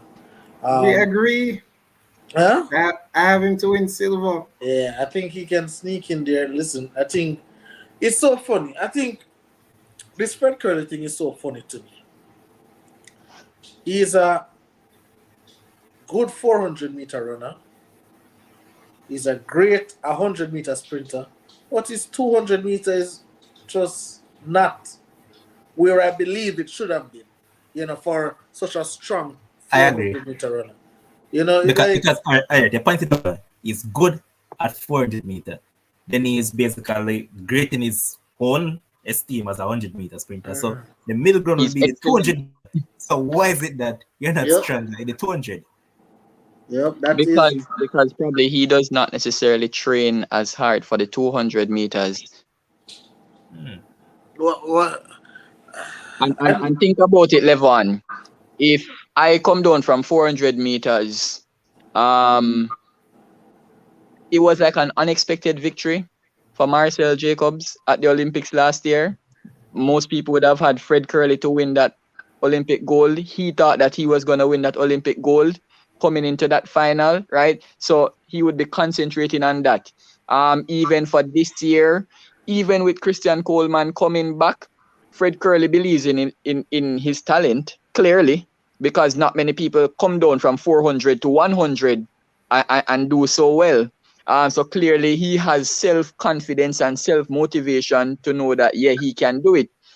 The 100 meter is also the glamour event. So if he's concentrating on the 100 meters, he probably has a reason. Why is he doubling though? If your concentration is on the 100 meters, why are you doubling? Chems, and that's why I said America can actually get 1, 2, 3, 4, right? Depending on what Fred Kerley does. However, if he puts more emphasis into the 100 meters, it means that it lessens his chance of medaling in the 200 meters or even coming fourth, right? So, all right. So let me ask a question. Is it that, and I think it's rather rhetorical, but I'll still go ahead. Is it that he puts more emphasis in his 100 meters, or is he just better at the 100 meter? As I don't think he puts more emphasis in the 100 than he does the 200. Because looking over the season, he runs both, and he wanted to be the double sprint champion, but he just doesn't excel at the 200 meters. I don't know what the issue is, but he just doesn't excel at it. He runs a very poor curve, and by the time he reach on the straightaway, then the elites are already gone. The Knightons are gone, the Kenny Bednarik are gone, and obviously the last 100 is Noah Lyles, his strength, so he's going to be gone as well. So I'm just wondering, what is lacking? Your argument might be right, Shakespeare. Him say, well, I'm not good at the 200, so let me put all my eggs in this 100 meter basket. Anything we get from the 200 is really a bonus for me. Probably that is the case, but it just puzzles me because normally, when a 400 meter runner is good, we normally look and say, boy, the 100 meter too short for them. By the time them start kicking that speed, it take long for them to develop. So the 200 meters is where, the Sherika Jacksons of the world and so. But then now I'm looking at Fred Kerley and I'm like, hold on, boss. But Kim, as you added that point, was Fred Kerley's 400 strength the end of his race? Was it? No, it wasn't. He just had good distribution throughout the race. Yep, that's true. Yes. So he would basically need better distribution throughout the 200 meter race. It's still weird doing a Shakespeare look at, because even in 100, he's not the best of starters in the 100 either. No, he isn't. No, if you look at it, you realize that it's go again? He started very good at US trials. Yeah, that was at US trials, but I'm making a general statement. In terms of overall, he's not the greatest starter. But I want to ask a question. Which event you guys think technically is gonna take more time to learn? 100 meters, 200, or 400? I think it's the 200. Hence why he hasn't been all that spectacular. I disagree. I think so. I disagree. People would say the 400 meter harder. No, it's not harder, not in terms of hard, I'm talking about in terms of technicality. Yeah, man, in terms of the technicalities, people would say the 400 meters. Yeah, because what you're not looking at in Akil is that there are at least 8 to 10 different phases in a 400 meter.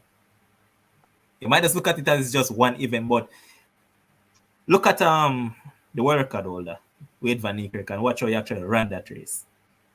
Right? Why is it that nobody else has ever gone to that extent? So you have to factor in those things. Yes, the 200 meter, you know that here. The key thing with it is running a good curve. If you can kill a person off the curve, the possibility exists that you're going to win the event. But yeah, we know that there are people that are not necessarily around the curve, but they have foot speed. So they use the foot speed to make up for not having a good curve. So, boy, if there's a possibility, I'll go to 400. Yeah, as I said, he to me he was not like a great finisher in the 400 meters. He just distributed his race pretty well.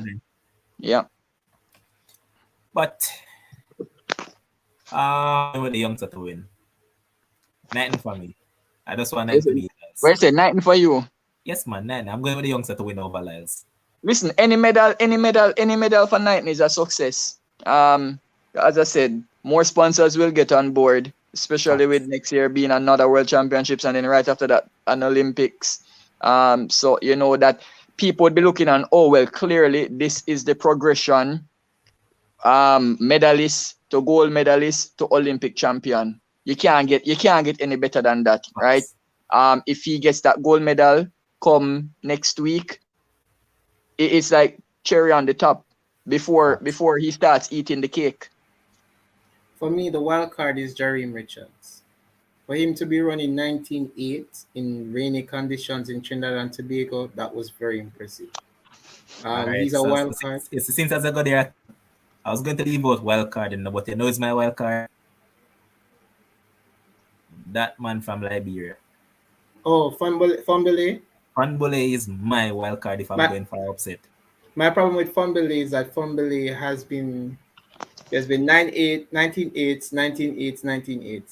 Hopefully he drops significantly to like a 19.6. But the curve, like he's a very good closer, but the curve for me, if he improves that curve, then sure. But for me, I have Jareem Richards more as a wild card than Fambele. Okay. All right, Zibel, well, give the time, you know. Some might say 19.4, some might say 19.5. Yeah, I'll go with, as I said, I'm not agreeing with Akil in terms of the 19.6. I'm going to go 19.5 and faster. Okay. Fair. And with that being said, let's go to the marquee event. As always, the 100 meter for men. So when I look at the field, so far this year, the fastest has been one Fred Kerley at 9.76. Then we have Johan Bromel at 9.81. Then we have the Kenyan Ferdinand Omaniala 9.85. Marvin Bracey 9.85. One Johan Blake tied for third 9.85. Oblique Seville 9.86. Michael Williams is not there, so I can just jump over that. Christian Coleman 9.87. Then we have Benjamin Azamati from Ghana 9.90. We have Reese Prescott 9.93. Akeem Blake 9.93. And I think we can stop there. Now, at this event, first we're going to look at the Jamaicans. And since this man has been the fastest Jamaican this season, we're going to start with him, the man that is back on a comeback trail. And I'm talking about Johan Blake, where this coach came out and said that Johan Blake can and will go faster. So when I look at this, I must have a shakes because you're one that generally believes in this guy. Otherwise, I'm Wally. So Johan Blake, 9.85. How do you see him faring at the World Champs? So before you give your answer, people, remember, hit the like button, hit the subscription button, and do the right stuff. Ensure that you do that, man. I always tell you guys, so I think it should be embedded in your head by now that you should do that. So come on, let's get the likes up, get the subscription up, do the right stuff. Quiet shakes. All right. So yes, I've always been a supporter of Johan Blake. As you said, his coach has said that he expects him to go faster. For me, I'm hoping that he does not double at the World Championships. He just concentrates on the 100 meters because it would basically be sort of a redemption based on what has transpired since that was what Rio. Yeah, Rio was. Yeah, Rio. Yes. So for me, I'm not going to get too high with the expectations, but for me, a bronze medal for Johan Blake would be good enough based on where he is coming from. If he manages to, sneak in with a silver, trust me, that would be like 10 gold medals.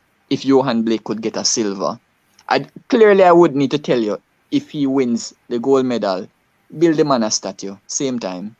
if he wins that gold medal, because since 2016, if anybody told you that Johan Blake would become a world champion again, they would have take you to Bellevue, they would have take you over all of the cliff them, take you over Niagara Falls and just drop you over, right? Because nobody would expect that. So as I said, gold medal would be like just build him on a statue. Silver medal would be like multiple gold medals for him. Bronze medal, redemption, right? Mhm. And for me, it would be, I'm not gonna say it would be a good way to go out of the sport, because if you win a bronze medal this year, with next year coming again, you go back again and try, because something can happen with the rest of the field. People can get injured. You might still be in with a shout. And we also have to remember that the fact that Johan Blake missed time because of his injuries, it has actually, I don't want to say helped, but it has lessened the workload for him in terms of the track years in comparison to other people. True. So it's just like Shelley, when Shelley had the baby, she reduced her track years when she had the baby. So that's why she was able to come back as if she had not left, right? So with Johan, he is just making up for lost time, and I hope that making it up is at least a bronze medal. As I said, anything greater is statuesque. Okay. Akil, when I look at the other Jamaican in the event, one Oblique Seville, what do you actually see him doing? All right, so I pulled up some wonderful statistics because I believe in Oblique Seville. I don't want to comment on Johan because I'm going to be very honest. I was one of them who thought that he was never going to make the team. So he surprised me when he did well at trials. So I have no comments. I would hope that he does well, but I don't see him medaling. Now for Oblique Seville, all right, I'm gonna pull up some statistics. So in 2011, 2011, when Johan Blake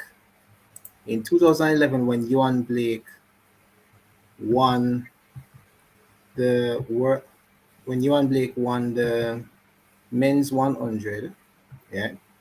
So when Johan Blake won the men's 100 in 2011, sorry, I take the statistics. So May 7th, 2011, Jamaica Invitational, he ran 9.80 and a positive 2.2 wind. June 7th, he ran in France, he ran 9.95. June 12th, Strasbourg, which is in France, 9.98. June 23rd, that is the Jamaican trials, 9.83, positive 3.6 win, right? So going into the national trials, he ran very sparingly. Going into the national trials. And I think that time Daegu, the World Championship in Daegu was all the way in August. So he ran in Great Britain and he also ran in Spain. So if you look at it, he ran in Jamaica, France, Spain, and Great Britain going into World Championships. Now, Usain Bolt in 2008, in his breakout year, Usain Bolt in his breakout year in 2008, right? In 2008, he ran on March. He ran at the GC Foster Classics. Then in May 3rd, he ran at Jamaica Invitational. May 17th, he ran in Port of Spain. May 13th, he ran in New York. June 28th, he ran at the Jamaica Trials, and so forth. In July 22nd, he ran at Stockholm, and then we know what he did in Beijing. I'm saying this, sorry for taking so long with my point. I say this to say that if Coach Mills holds back an athlete from running overseas, I genuinely believe that Coach Mills genuinely believe that this guy has a genuine shot of doing very well at Worlds. And given how early Worlds is this year, I think Oblique is going to do something special in Oregon. So I believe, and I'm going to say it with my chest, that Oblique is going to win gold. I have him to win gold. I have Fred Kerley to finish to get silver, and I have surprise Marvin Bracey to get the bronze. I'm gonna say, yeah. And he also did it with Warren Weir as well. So persons who has been in Glen Mills camp and he sees that there is something special in this talent. Yeah, that's fine, Alex D. He tends to hold them back from running a lot of meets going into the World Championships, but when they actually do, they do something special. And I believe that Oblique is going to do something special in Oregon. And I'm saying it with my chest. Anytime. I'm not sure as yet. His coach says that he believes he can run 9.6 or faster. I don't know if it's a slip where he meant to say 9.86 or faster, but I heard 9.6 or faster, if the conditions are right. That's what I heard. All right. Brian, I want your take. So, the other Jamaican, Johan Blake, do you see him getting to the final and then give me a prediction? All right. First of all, I just want to speak about Johan for a second. I agree with most of what was said so far. I was one of them who would never have him making the team, but he made the team, and not only did he make the team, but he was the champion for the race. And the time he won in wasn't a 9.9 that enough of us couldn't go beyond. He went 9.85, and I was told that 9.85 in Eugene would translate to about a 9.76. Rubbish. Rubbish. And that rubbish. Anybody tell you that rubbish? Okay. Continue, Ryan. Anybody here tell you that? Yeah, because you don't believe that Oregon is actually faster. No.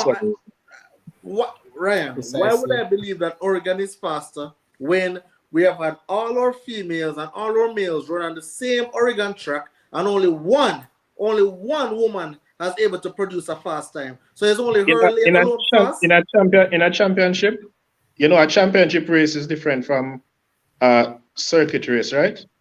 Ryan. All right, so No, but Skims. Hold on a sec. Let hear what I want you to do if you can do it right now.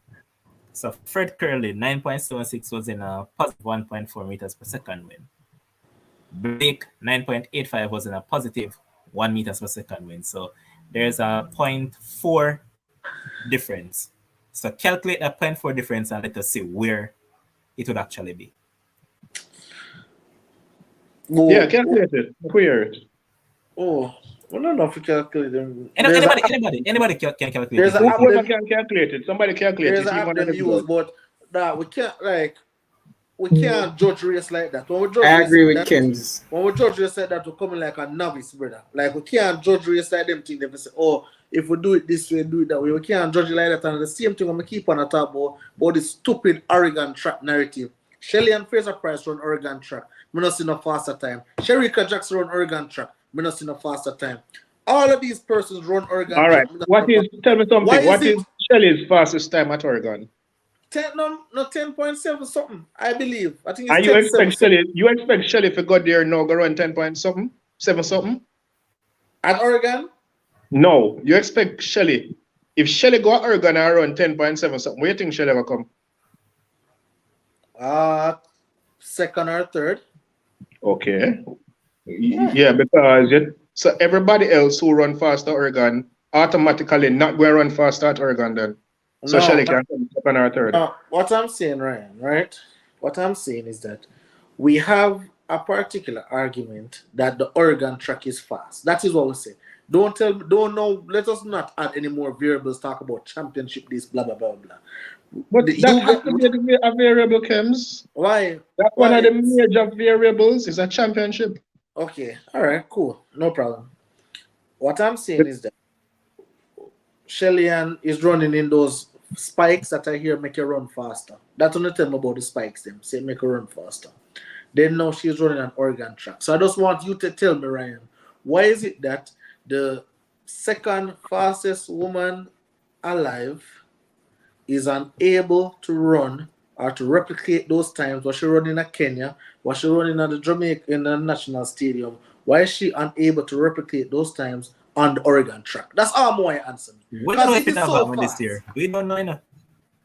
Huh? We don't know if it's not going to happen this year. Exactly. That's what I'm No. saying with the 9.6 Okay. something No. that Shelly is running now. If Shelly turns up and run 9.7 whatever, chances are 10.7 whatever, chances are she does not medal, and we are all expecting Shelly to medal even to win the event. If she run 10.7, she must medal. Let's stop the foolishness. 10.7. I shakes, where else shakes? Oh boy. Agreed with Kim's last point. 10-7 medals in that 100 meters. That's without a doubt. Because based on World Championship history, if you run 10-7, you're literally winning the race, right? So 10-7 gives you a medal. I disagree with Kim's on the point where I am agreeing with Ryan in terms of because Kim's was asking what the variable would be. Clearly, the variable would be the World Championships. That's the difference, right? So it's a higher stake. So let me ask you, Shakes. Not only that, the big difference with the World Championships is that there are 3 rounds, so you get 3 times to run on the track. Okay. That's the key difference. Okay. Versus a one-off race. Okay, the World but Championships is not a one-off race. Okay, Shakes. But again, after the Olympics last year, they ran at Oregon. Shelley never ran 10.6. Then after that race in Oregon, she went ahead of somewhere in Switzerland and she ran 10.6. So what I'm saying is that why is it that on the fast Oregon track, why she can't produce 10.6? Because it's easy, Kims. I answer that already, you know. But you're the gentleman. easy, I want you guys already. to finish up this. I want you guys to finish up this quickly because you're going to tell you off track, and I want you guys to focus on the men. We don't want to talk about the females any at all. Yeah, man, it's easy. It's easy. When she ran it, sorry, let me just repeat what I said earlier.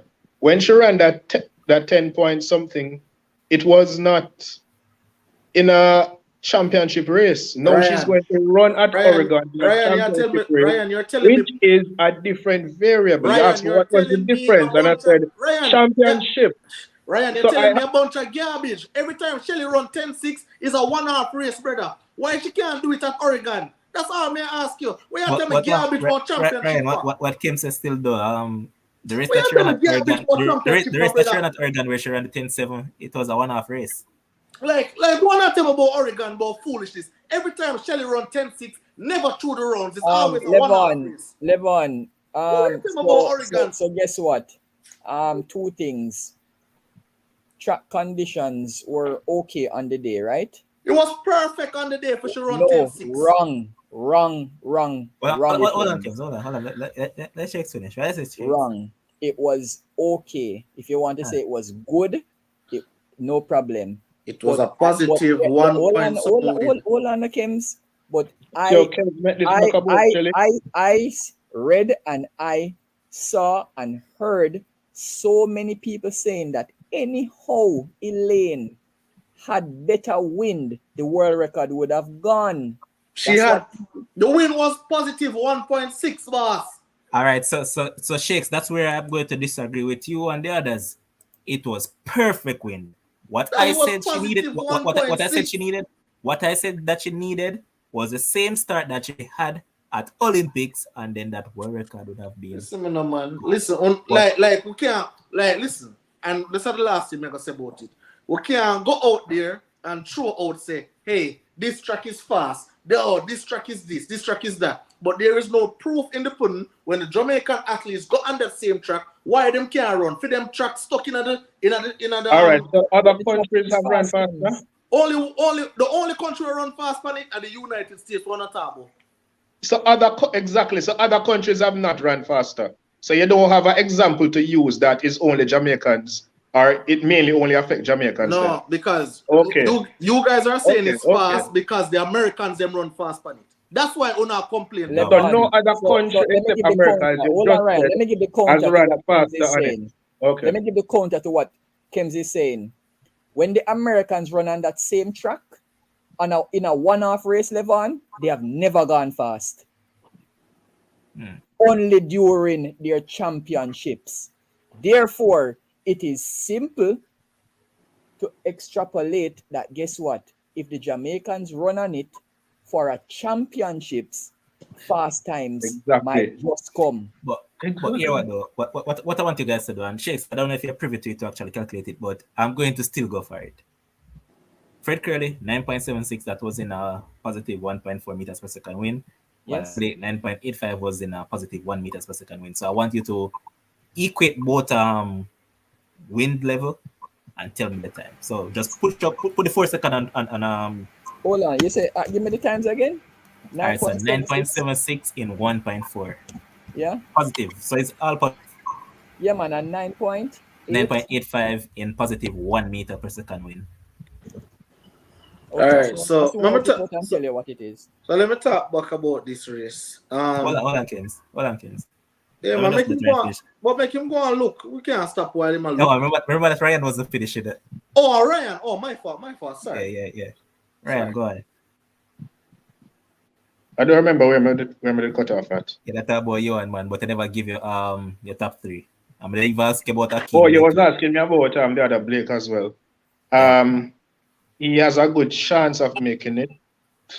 I can't directly say often if he will definitely make it, but you know that the semifinals can be tricky, so it depends on the kind of draw you get and all of that. But I think he has a solid chance of making the final. In terms of the top three, we have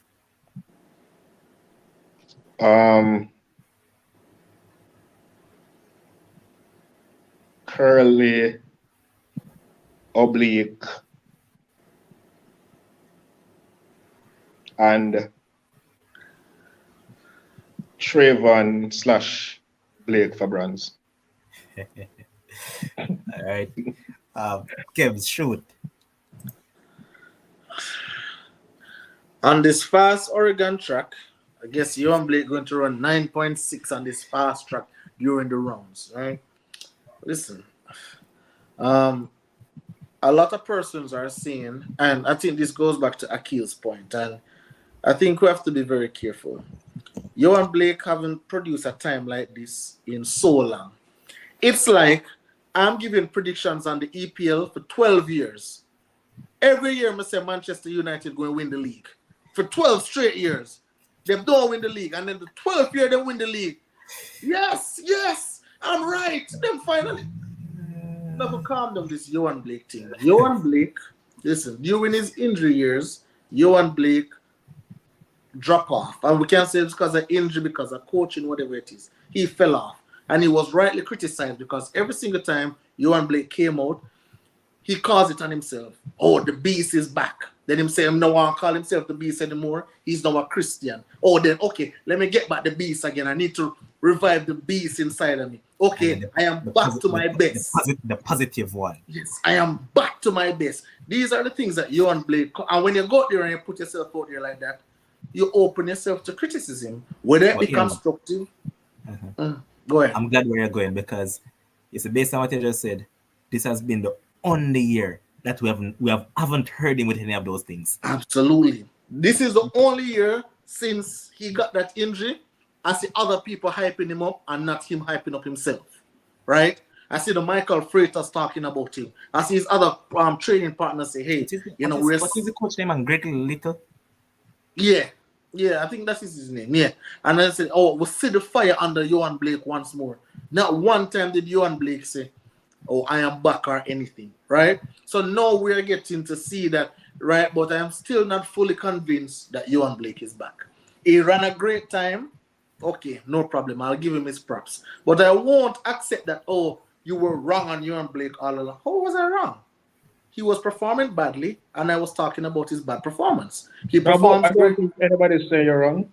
No, a lot of persons did. A lot of persons. Yes, Even Mr. Wally West, who is hiding Ryan. in the Trust hiding me, while Ryan. Me watching. and this Kems brother take the most beating when it come on to you. No, because Me Mr. beat No, man as I big deal. started out by saying, Mr. the same thing too.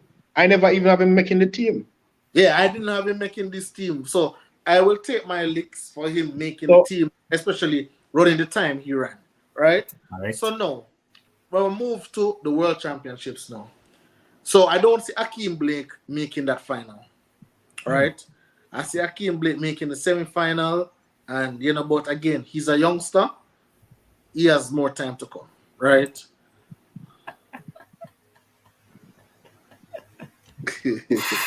All right. So I don't see Akeem Blake making the final.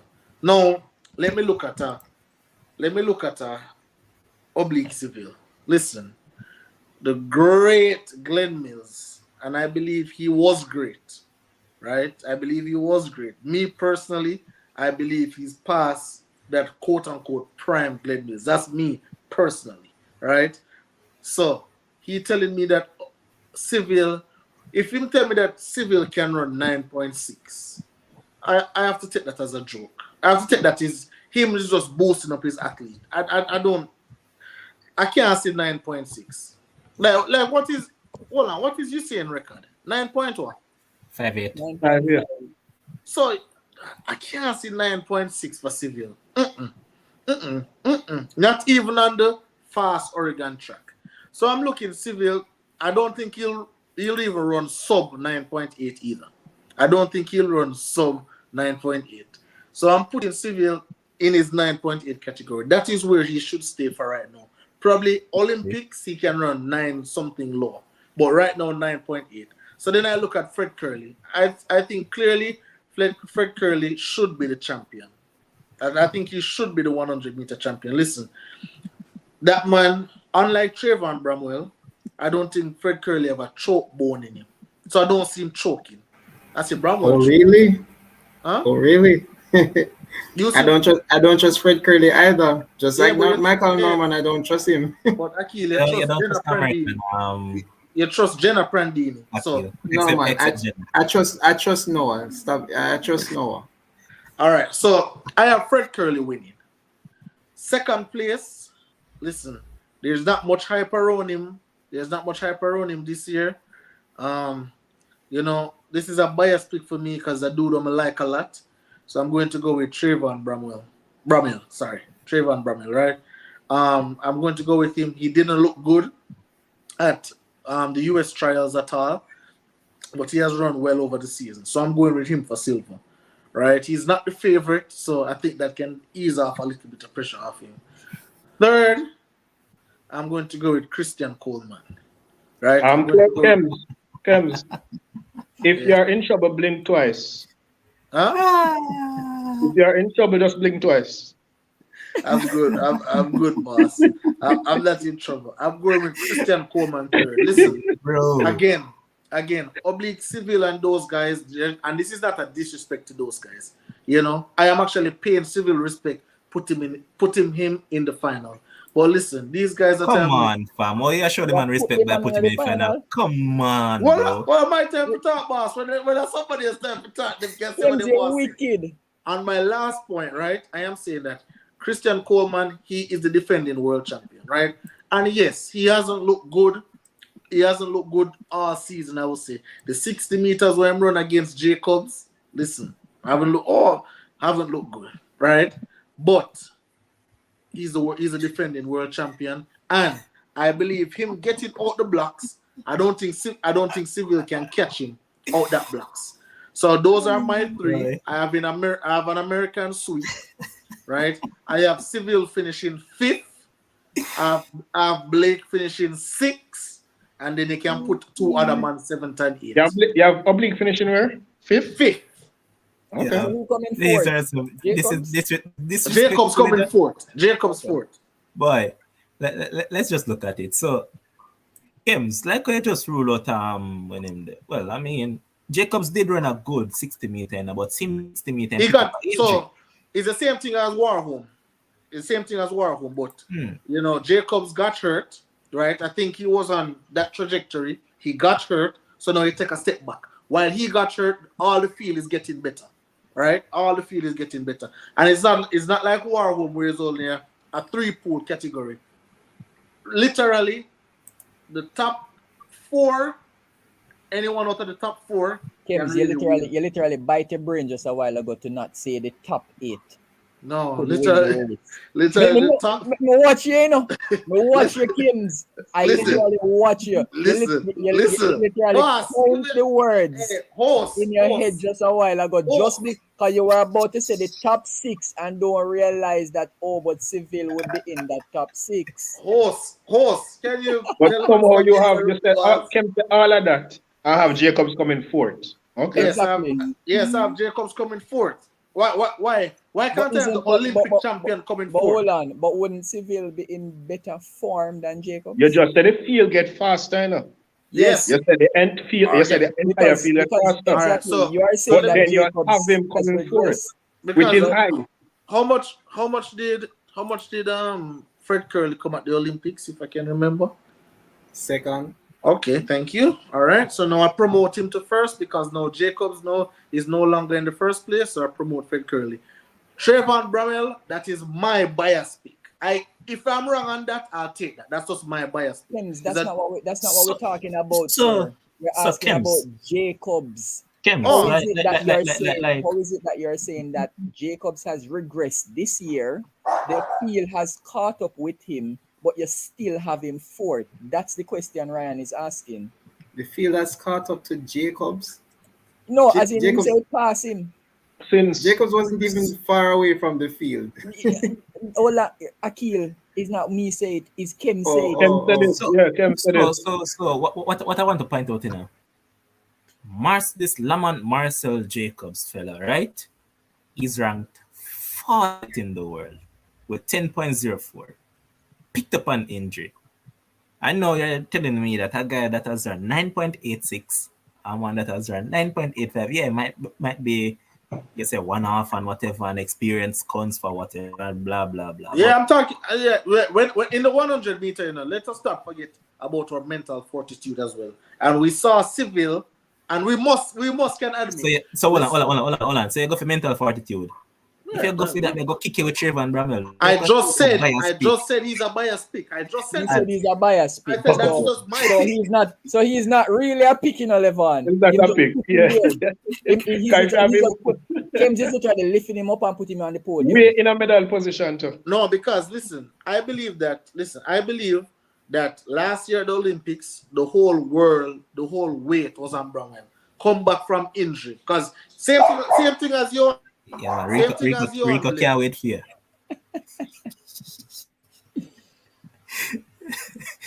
Rico say I can't wait after World Championship where I can school Kems and a few other paddles as well. Till then, I'll be waiting. But that mental fortitude that you're talking about, wouldn't you give Coleman better mental fortitude over Bromel? and boss. What am I just say, boss? I'm asking, sir. Well, Oh, would I'm asking. Jesus, So I get listen. emotional. So listen. I know that Bromel is your bias pick, but I'm asking based on the mental fortitude that you just spoke about. Take out the biasness out of Yes, the I don't argument. know. So mentally, I don't think Coleman is mentally strong. I don't. I personally don't. All right. I don't think I disagree. I think he's talented, but I don't think mentally, I think out of the whole field, I think probably the strongest mentally would be Fred Kerley to A me. two-time disagree. world championship medalist I disagree. Thank you, Shakes. versus Bromel, who has always failed to deliver. And he How beat has he Usain always Bolt failed? twice. And he beat Usain Bolt twice, to be exact, Anyway. on the same day.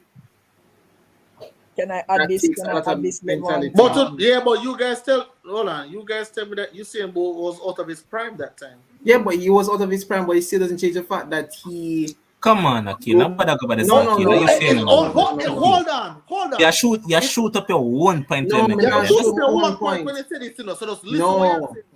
You're saying that Christian Coleman's mentality is weak. And I'm saying to you that even though Usain Bolt is not at his prime, Okay. it will take great mentality to beat, to perform and beat Usain Bolt. That's rubbish. Absolute garbage. Why That's Yes, is it garbage. would. Yes. It is rubbish.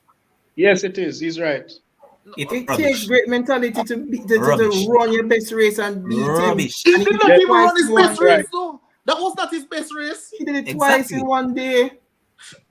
I Akil. I The agree with James first on this race where one. you say, Rubbish. oh, the man drop asleep in the blocks. You're not going to, again, I said, you're not going to beat Christian Coleman when him jump out and gone ahead of you and you're not in supreme shape. You're not going to beat him. But at you that have point. man who left Usain Bolt off the blocks and When he was in great shape, When the man in a great shape, we talk about Usain in them prem, I don't think they do it. We're Say talking about about 2017 can do that.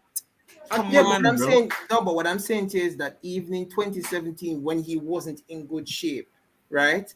It still doesn't change the fact that it would take What he's great saying is that mentality. he was so far ahead of the field that even when he fall back a bit, it's still going to take something for them to catch. So Catch that him means where Because guess you what? fall. Let me add this. And he was young. I'm not taking sides, right? Prior to the final, right? Going into the World Championship, we all knew that Bolt was not in his prime. We know that. That is a fact. But if I were to ask you, Bolt for the gold medal, everybody would still say yes. I said Gatlin would have won that race. I had Gatlin. I had Gatlin to win that race. And Shakes, I know that you're a man that loves to go for tips and I can't go back with this because I did make prediction and careless for that and I picked Gatlin. You pick Gatlin. Listen, again, I'm gonna really want to take it in a Usain Bolt conversation, but there are certain body language you kind of notice with a Usain Bolt when he's going to win a race and when he's not going to win a race. And his whole body language from the heats to the semis to the finals wasn't prepared, right?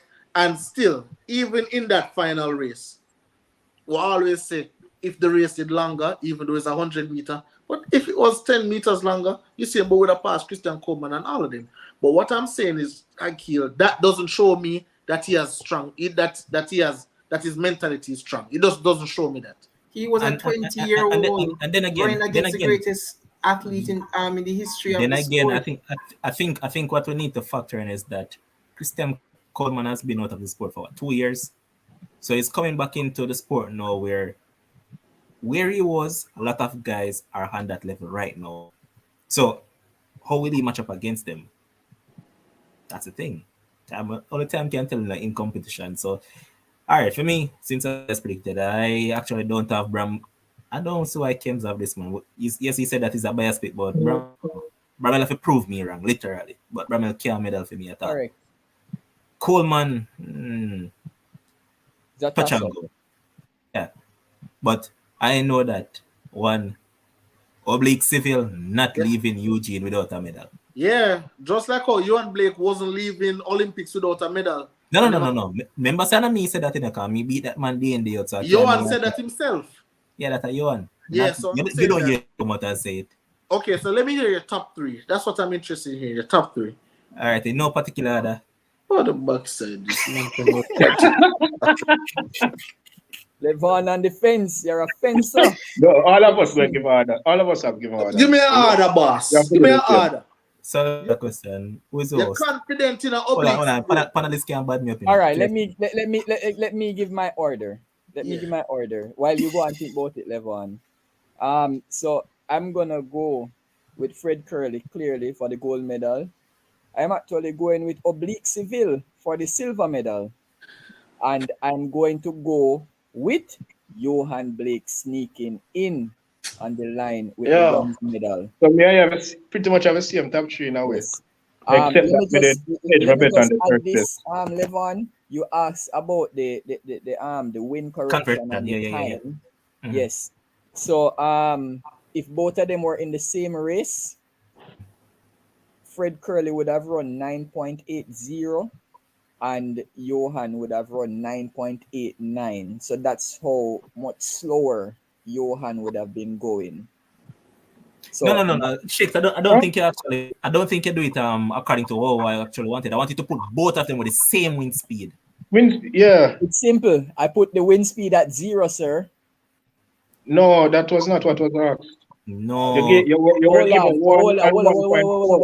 Hold on.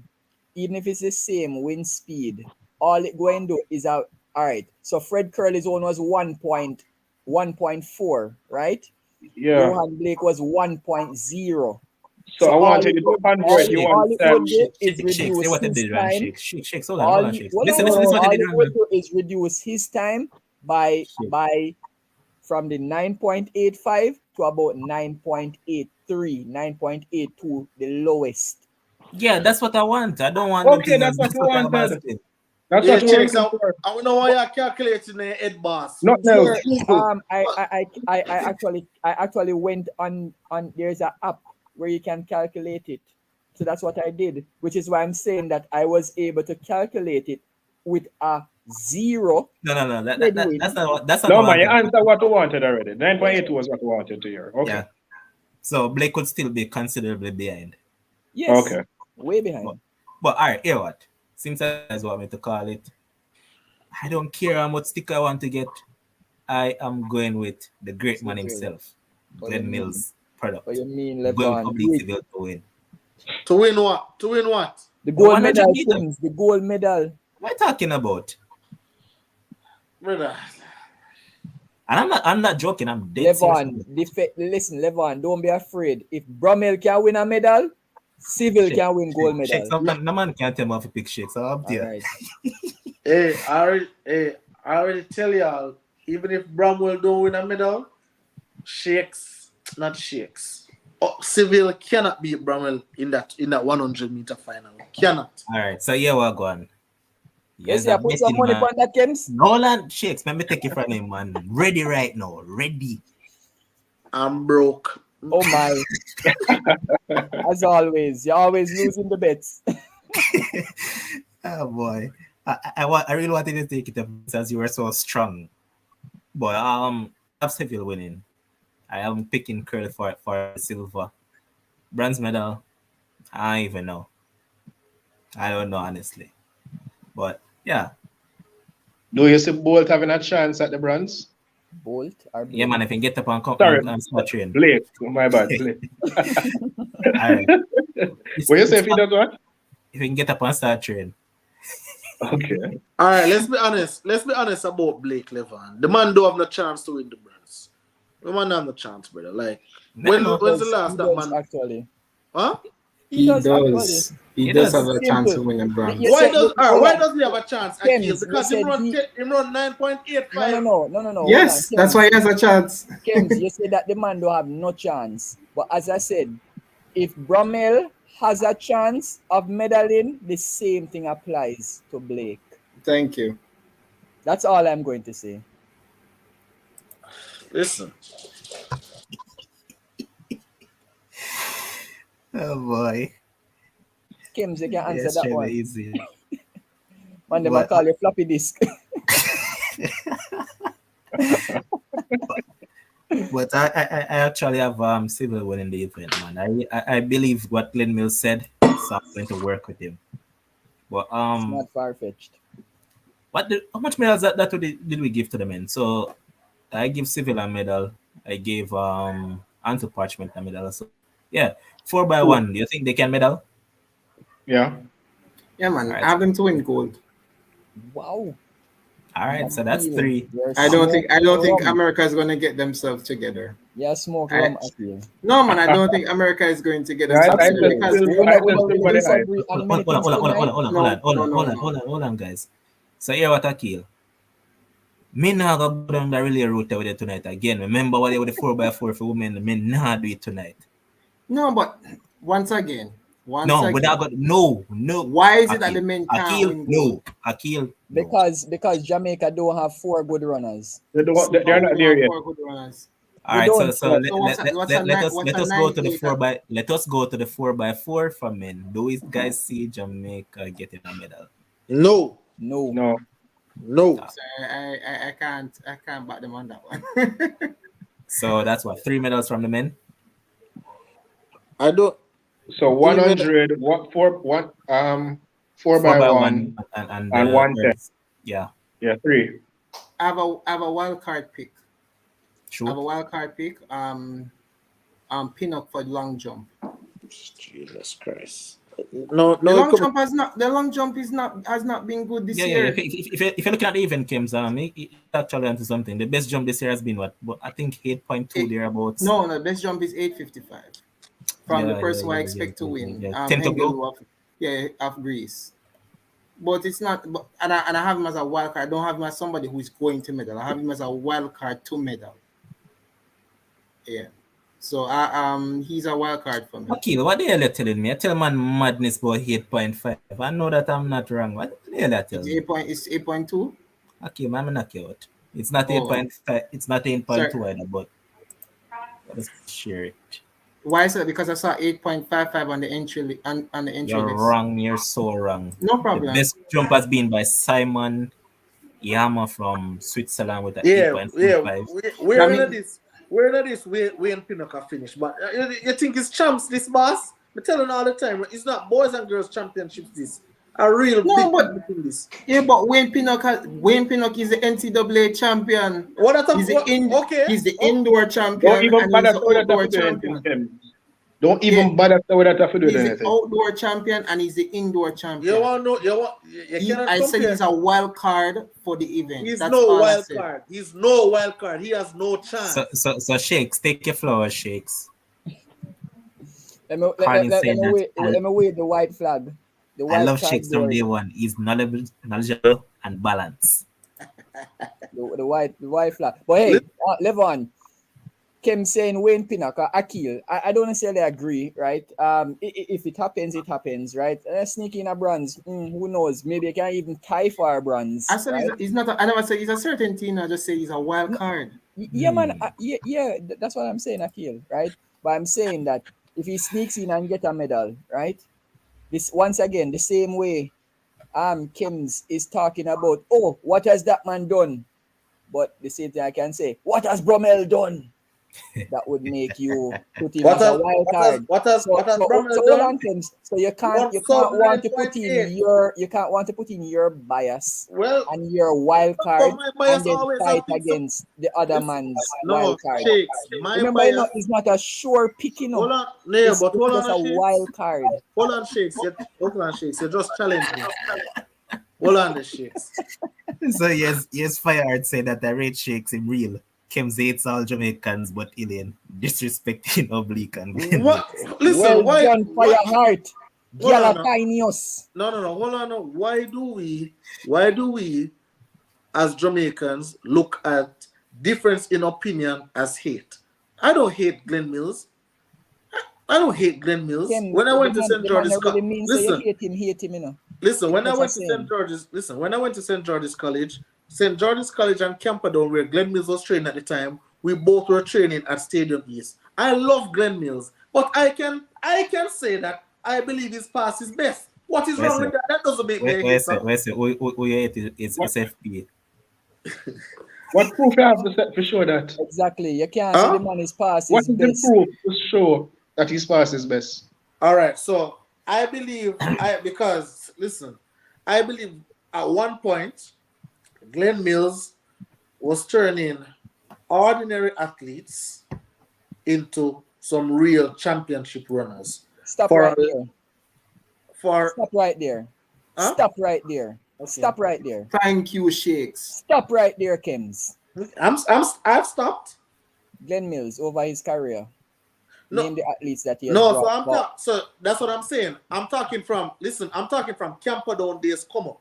So I'm talking so that's why I'm asking you. I'm talking about the Kemar. Listen, I'm talking about the Kemar Browns of the world. You don't know them people there. I'm talking about the Romaldo Rose of the world. I'm talking about those persons who. Kims, I'm actually older than you, so of course I know them. Okay, all right. What you know about Kemar Brown? Tell me about Kemar Brown, because I know, I'm positive you don't know that you. So tell me about him. No, I don't know him.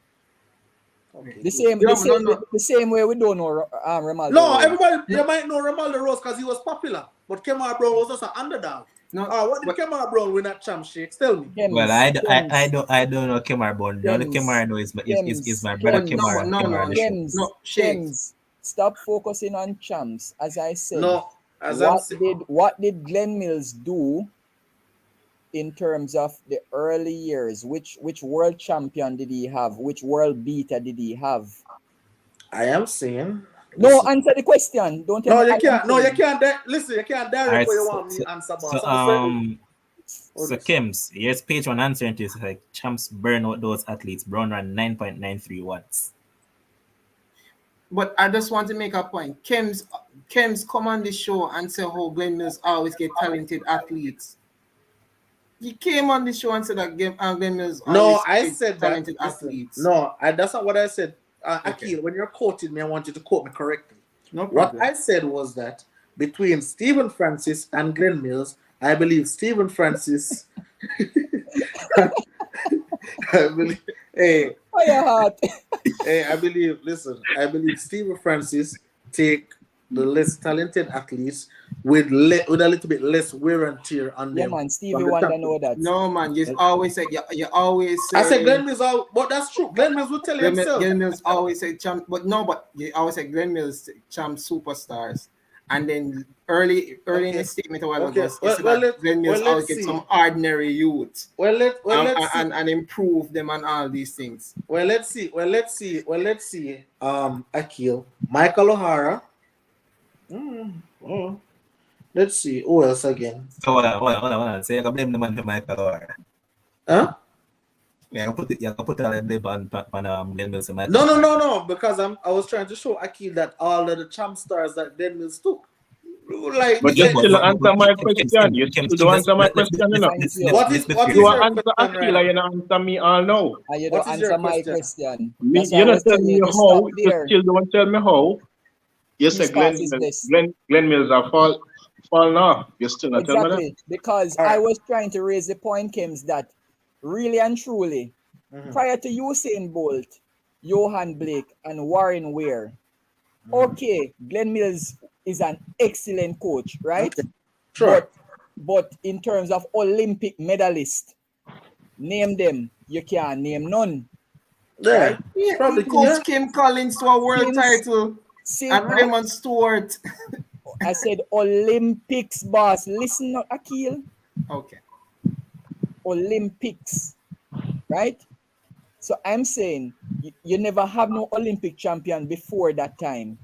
Since Johan and since Usain's time, you still don't have nobody. So what? Same question that Ryan asked. What would you use as the metric to determine that he's past his best? So again, and I guess this is me looking deeper than the surface. Again, as I said, I've known Glen Mills a long time since I was in high school, right? And the training techniques and the training methodology that he has used in athletes, I think that was great. Seems similar to a Stephen Francis, right? So then now, moving forward, moving from a Usain Bolt, moving from a Johan Blake, I'm not even going to mention Warren Weir, but moving from those two quote-unquote stars, right? Then now transition into that other little bubble. I just feel like, a lot of athletes, and then we can either blame it on the coach or we can blame it on the athlete. But I think a lot of athletes there that went to racers who were looking for that quote-unquote burst. I was looking for that quote-unquote to get to the next level. I don't think... You think? What do you mean? I think he's asking. Or you know, because if you're going to say definitively that in passing best, you can't be saying you think no. Yeah. Okay. Because I'm asking you to tell me why. You're basically talking with the inside knowledge. So okay. All right. So again, there have been a number of athletes that went to racers after they finished high school, right? Yes. There have been a number of athletes that went to racers, all right? And then I'm saying, how much of those athletes that went to racers, now we have Oblique Seville come out, so I guess hooray, Oblique Seville. But how much of those athletes have made it somewhere coming from racers? Let me answer that question easy. All the people that haven't made it were champ stars and they were burnt out. And Oblique Seville is the only one since Usain Bolt, Johan Blake, quote unquote Warren Weir to a lesser extent, right? Yeah. But Oblique Seville would be the only person that was not a champ. Okay, Shakes. All right, cool. Understand that. But what I'm was saying, that what, Shakes? Huh? Was that what? I'm saying that he wasn't a quote unquote champs bully, meaning Yes, that his school true. wasn't going Because they for were the Yeah. from smaller Okay, schools. okay, Shakes. Understand that. But Understand who's a that, class right? one? Who's a class one record holder?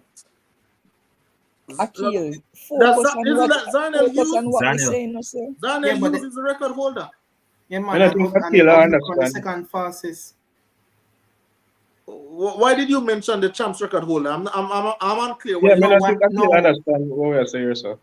Yeah, Well, I'm not understanding for sure Yeah, because yeah, you guys Akil, are saying that Oblique wasn't a champs bully, but Oblique ran 10 Yeah, 1 4 at champs. Wasn't boss, man only That worked is not, 1 year at Calabar in the that is in not, yeah, 100 meter. Akil, the man was coming from a smaller school, a Yeah, he was smaller coming from school, yeah. right? So he So did not have that body of in work on terms him. of his track years at champs, trying to win the champs title is very different from the Okay. other guys that are Alright. at the traditional schools. all right, Shakes. All right, Shakes. Come back to the convo now, Shakes. So Yeah. okay. So what I'm saying now, Shakes, whether you're a champ star, yes or no, right? And remember, when you want to go to one of these clubs, either racers or MVP, Yeah. the coach can say no, which Stephen Francis have said no. Glen Mills have said no, right? So, as a coach, you are either taking on the challenge that you believe that you can improve this athlete, or you believe that this athlete has some more in him that you can get out of him, right? No, I love where you're going.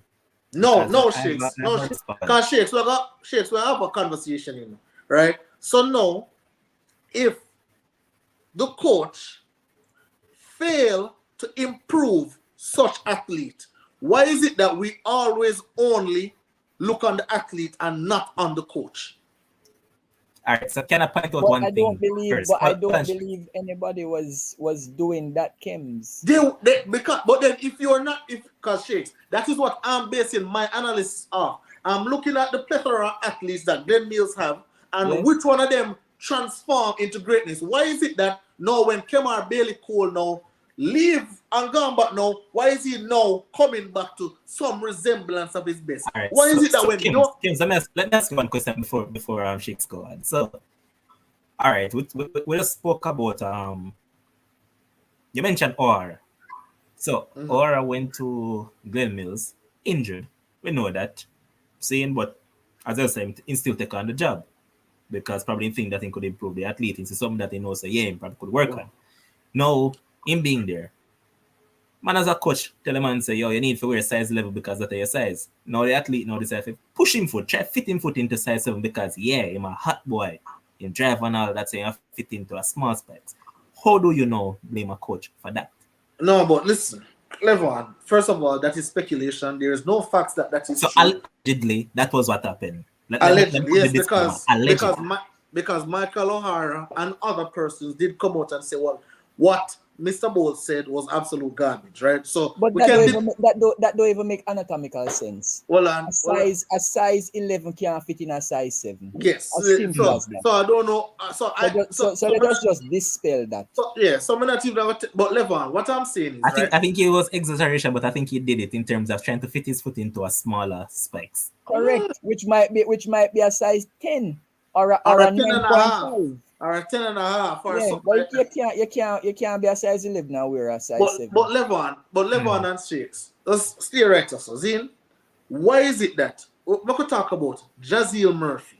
We could talk about say Michael O'Hara. We could talk about freaking what the next better name? Kemar Bailey Cole. Let's just talk about Johan Blake, even though obviously we know what he did at that point in time. But why is it that all these athletes always end up one injured and then after they get hurt and then they leave and go to a different camp, they are not running well?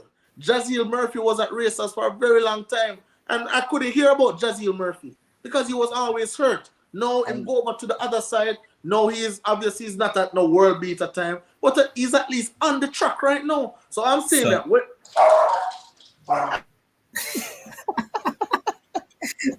Dog is saying that you're talking madness. But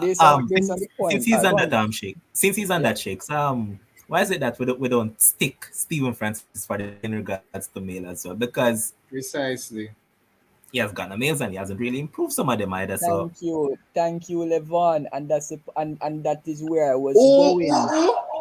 Frano, Stephen and guess Francis. what? Somebody just mentioned it. Wow. It's like Fireheart got that bag of things tonight. You know, man. No, go on. Yes, man. Fireheart said, man, say, And okay, it's not even the male sprinters under Stephen. If we're being fair, no disrespect to Stephen. and not only male sprinters as well, but look, for example, look at Risanana Tracy. When Risanana Tracy went to MVP, she was the world junior record holder for the 400-meter hurdles. Mm-hmm. Like her PB now is 53.7 or 53.8. Stephen Francis. Did Stephen Francis coach Ristanana Tracy? Did Yes, he Stephen did. Francis? Yeah. Yes, at one stage he coached Risanana Tracy. Who coached her MVP? Somebody else coached her MVP? Question, was Anisha McLaughlin at MVP at one point? Yeah. Huh? I believe. Yeah, she I was. believe so. Yeah. Kems? In dog them a bark. The dog the bark. No, but Just type it in the chat. Risanana- Put it in the chat. Put it in the chat. In the private chat. Risanana Go ahead, Risanana Akil. was at MVP, so unless Stephen Francis wasn't the coach. Like Akil, you know, Shakes know, Levon know, and people in the comment section know. Not everybody at MVP is trained by Stephen Francis. We know this. Was Ristanana Tracy trained by Stephen Francis? Answer that, Akil. You answer that.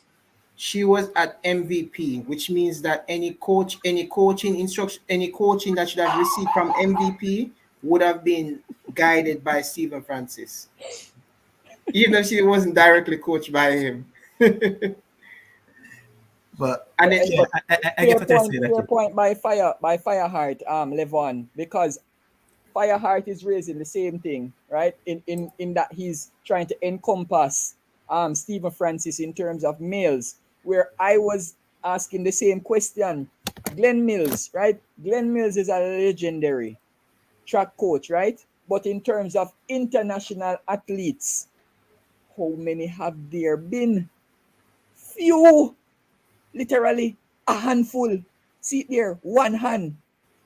Johan Blake, Warren Ware, Usain Bolt. That's 3. Who you want to include, Akil? Kim Collins, Raymond Stewart, Zarnell Hughes. No. Stop there with Zarnell Hughes. 5. That's it. Why stop there with Zarnell Hughes? Because Zarnell Hughes now with nothing but. Him win that champs. No, not champs. He hasn't won, but he has medal. One medal in her. Well, I think he did that, man. Doesn't he have No, a bronze in No, the it doesn't have an individual medal. No. Yeah, That's a relay But he has medal. made finals. Zarnell is really- a but he has made false finals. start specialist. Right? He But has listen, made but those are finals. the 5 people. Those are the 5 Yeah, people yeah. over Glen Mills' Listen. legendary career, Levon. That's poor when you really think about it. That's poor, you know. How is that poor? It is because Akil, it's simple. Okay. It's simple. Based on the plethora of athletes that he would have received. It's like a teacher, you know, sir. It's like a teacher. You get so many students and so few turn out to be very successful. You Right. still got them with great potential. You still got them with great ability, but you work. And remember, you know, Akil, we don't necessarily mean a man going out there and winning a gold medal. We're talking just medaling, whether the Olympics or the World Championships. But my question though, so It finals has is been no longer few. achievement. Huh? So coaching somebody to make a world championship final is no longer No. achievement. Not for Glen Mills. I don't want to hear that, boss. I don't want to hear that. I don't All want right. to hear that. It could be, but okay, what I've looked at is the talent of the athlete that we're probably Exactly. speaking about. So let's say talking about champs the other day, we'll probably say a brand level first year as a senior make it to a world championship final. Okay, no problem. Let's say like a second year and a third year, we expect that man for a medal based on the talent and who's coaching. Yeah. Remember, in Akil, we are dealing with the top Elites. of the tree. We're Yes, not dealing with the branches, you know. We're dealing with the top of the pine tree. But Why- then my question to you That is is where we are. how much persons you So think if you're that trying Bobby to, if you're Kersey trying to be has? fair, right? I'm not going to say Glen Mills has lost it as Kems did. I'm going to say is outside of Usain Bolt and Johan Blake. What is there? What What after? about Daniel? He's What going- about Daniel Bailey? What Come after on, Daniel Bailey? Daniel Bailey to run 9.8 from Antigua. Why But- is that? But Akil, if you're going to use that, right, I can say, but what about Nesta Carter?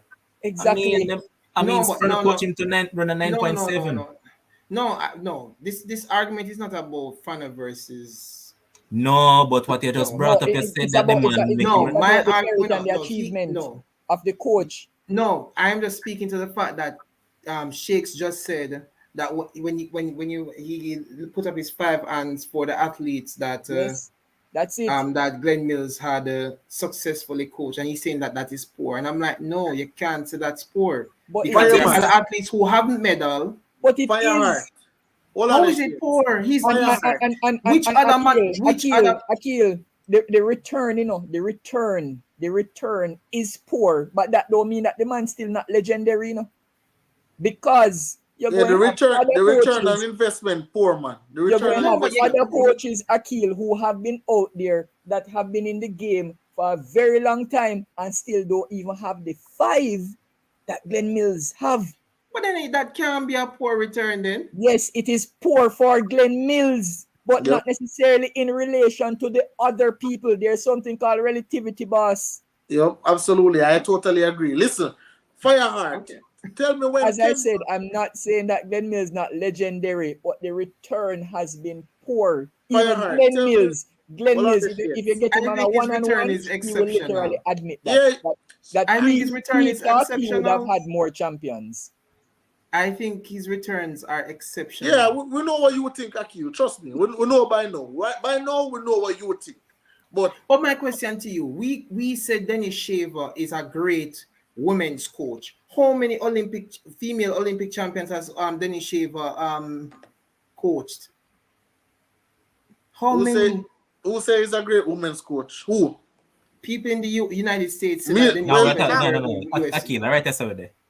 No, but Akil, you guys don't think he's a great female coach? Akil, ask them. Nah, ask them. I never said that. But hold on now. Bobby Kersey. Hold on, Akil, man. Yeah, we're going a different story. I'm not one going right now. Okay. Fireheart. More you tell me when Kemba leave. Tell me when Kemba leave, you take Fireheart. Tell me when 2018, Kemba leave. 2019, You I take. think. Huh? I think it was either 2018, 2019, thereabouts. All right. So I want to ask another question. Why is it that Zarnell Hughes can't go sub 9.9? Why is it that Zarnell Hughes can't go sub 20? He has been with Coach Mills for like these are the things I'm talking about, But right? is he still at racers? Oh, why He's went for that? He's still reasons. Went for that. Exactly right there. So I'm still there. All right, so I think Zarnell problem is this. That man fast start more than actually win race. Okay, so all right, so what is the coach? So more ask a question. What is a coach job? Because probably I don't get the job description of a coach. Because you're not telling me about Zarnell this. Isn't it a coach job to help train this too? Correct. Yeah. Kems. It's But Kems, it's a holistic program. So All right, it's so not hear what- just so about hear the what? foot turning over. Yeah, but I hope one of the guys that actually come on the show will actually make the link and get the man himself to come on before World Champs. I'm hopeful because I really want to have a conversation with the man. Really. I think his returns are exceptional. That's just I my disagree, but all right, so 3 games on, you lose. Take a L. But there's still okay. saying that a coach can only work with what the athletes present. The 2 most important attributes are 1, attitude, and 2, work ethic. Thank you. I can't even finish you. A coach with all the best intentions can't make blood out of stone. What I'll say about Zarnell Hughes, he has great work ethic. pull So up back I am that asking comment once there, again. Lemon. I'm Go asking get once go get again. it. Pull up back the comment. I am asking once again, why is it that up to now, since he has been under the great legendary Coach Mills, why can't he go sub 20? Why can't he go sub 9.9? That's what I'm asking. Maybe it's just not good enough. So you see, in terms of what Tay has written there, this would basically infer that 99% of the athletes that Glen Mills get don't have what you just typed. Mm-hmm. It's as simple That as would be- that. Because we clearly can't turn blood out of the stone, If which is what Glen Mills would be trying. yeah, but then Right. if I know Glen Mills from what I remember, listen, the man not take up any pom athlete just to just take them for fun. The man not take up no pom. The man not take up athlete who. But I'm saying, why are we so willing to put all the blame on the athlete when I am coming to you? It's like, listen, it's like me I got judges and me I look on the teacher, I'm want the teacher to teach me, and then me I get blamed, say me not learn. The teacher have to do a role as well. It's a two-way street. I have to be receptive, and the teacher have to pass on the information. And I believe, listen, some of the athletes that are there at races, I can say, okay, you know, bad apple spoil the bunch, bad apple. But there are some athletes out there that are definitely willing to put in the work that probably the coach just can't get the best out of them. And, Okay, fair enough. the coach must get some marks off him work for that. All right, so here's page one saying that Mills get talents and Francis gets the scrubs. And if Discuss. you're a coach, I disagree with that. Not Augusta, brother. Francis Nothing Francis is not going to take up somebody that doesn't have talent. Precisely. Why? What do you mean? It's just that he looks for different talent. Kems, so you're telling me that Francis is going to take up somebody that has no talent whatsoever? Well, listen, all right. But I can understand the term scratch Shakoria Wallace. I think that's her name. Yeah. Oh, that female started doing track and field very, very, very late. About 2 to 3 years now. All right. Stephen Francis took up that project. Glen Mills would never. Agreed. Right? Yeah, I'm not saying that I disagree, but what I'm putting across is that Stephen Francis would not take up somebody that doesn't have any talent. But Levon, I think everyone has talent. Talent is relative though, Levon. Exactly. No, when they're going to say screw, come on, fam. Yeah, but that's what I'm saying. And that's what I'm saying, Levon. I believe when the person says scraps, it's simple. If you are going to the supermarket, you go for the ingredients in the supermarket, but another person might actually go somewhere else, and they start from below the flour and whatever else they're using to turn it into the flour, then turn it into the cake. I think at times Shakes we're too fixated on terms. So if somebody says scraps, we start, what is scraps? And the negative connotation. Skims, watch it. That's what I'm saying. It's easy. Here's the follow-up response. Asafa, Carter, Freighter, Shelley, Thompson. Only Shellyan alone. I think Shellyan won something at Champs, if I can remember well. Correct. So, all right, let me go for your favorite thing. You always go to relationship terminology and all them things. So I'm going to go for one of your own today. Okay. Just last night we talk about it. When I go to high school most times, right? A lot of times, they set a girl in high school versus the one you say, generally man say them ugly and everything there. Who generally turns out being the most successful? The most successful in terms of what? Like career-wise?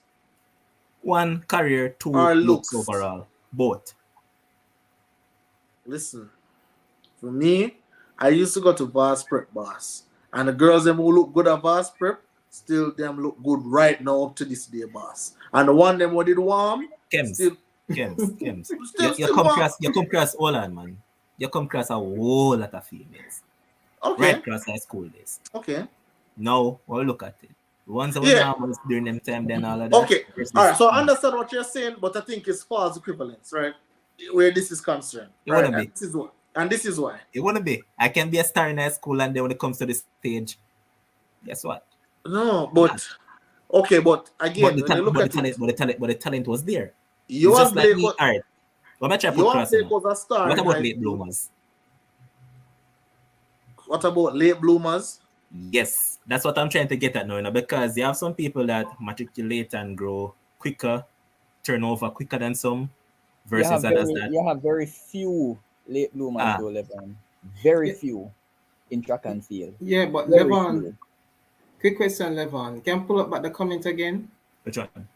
The same one with Shelly and Elaine and so forth. Which one of those athletes were scraps? All of them. Nesta Carter was No. Asafa Nesta Carter came into MVP running 11 seconds. I don't know when I'm coming MVP. Okay, running. he did it. Asafa was scraps. Asafa was a champ's boss. Yeah, did Asafa came into MVP running 11 seconds? No, but he was a champ's boss. No. Yeah, but he was a champ's boss. Yeah, but what I'm trying to say to you is okay, that what time did Asafa Powell go to MVP running? It was under 11 seconds. Okay.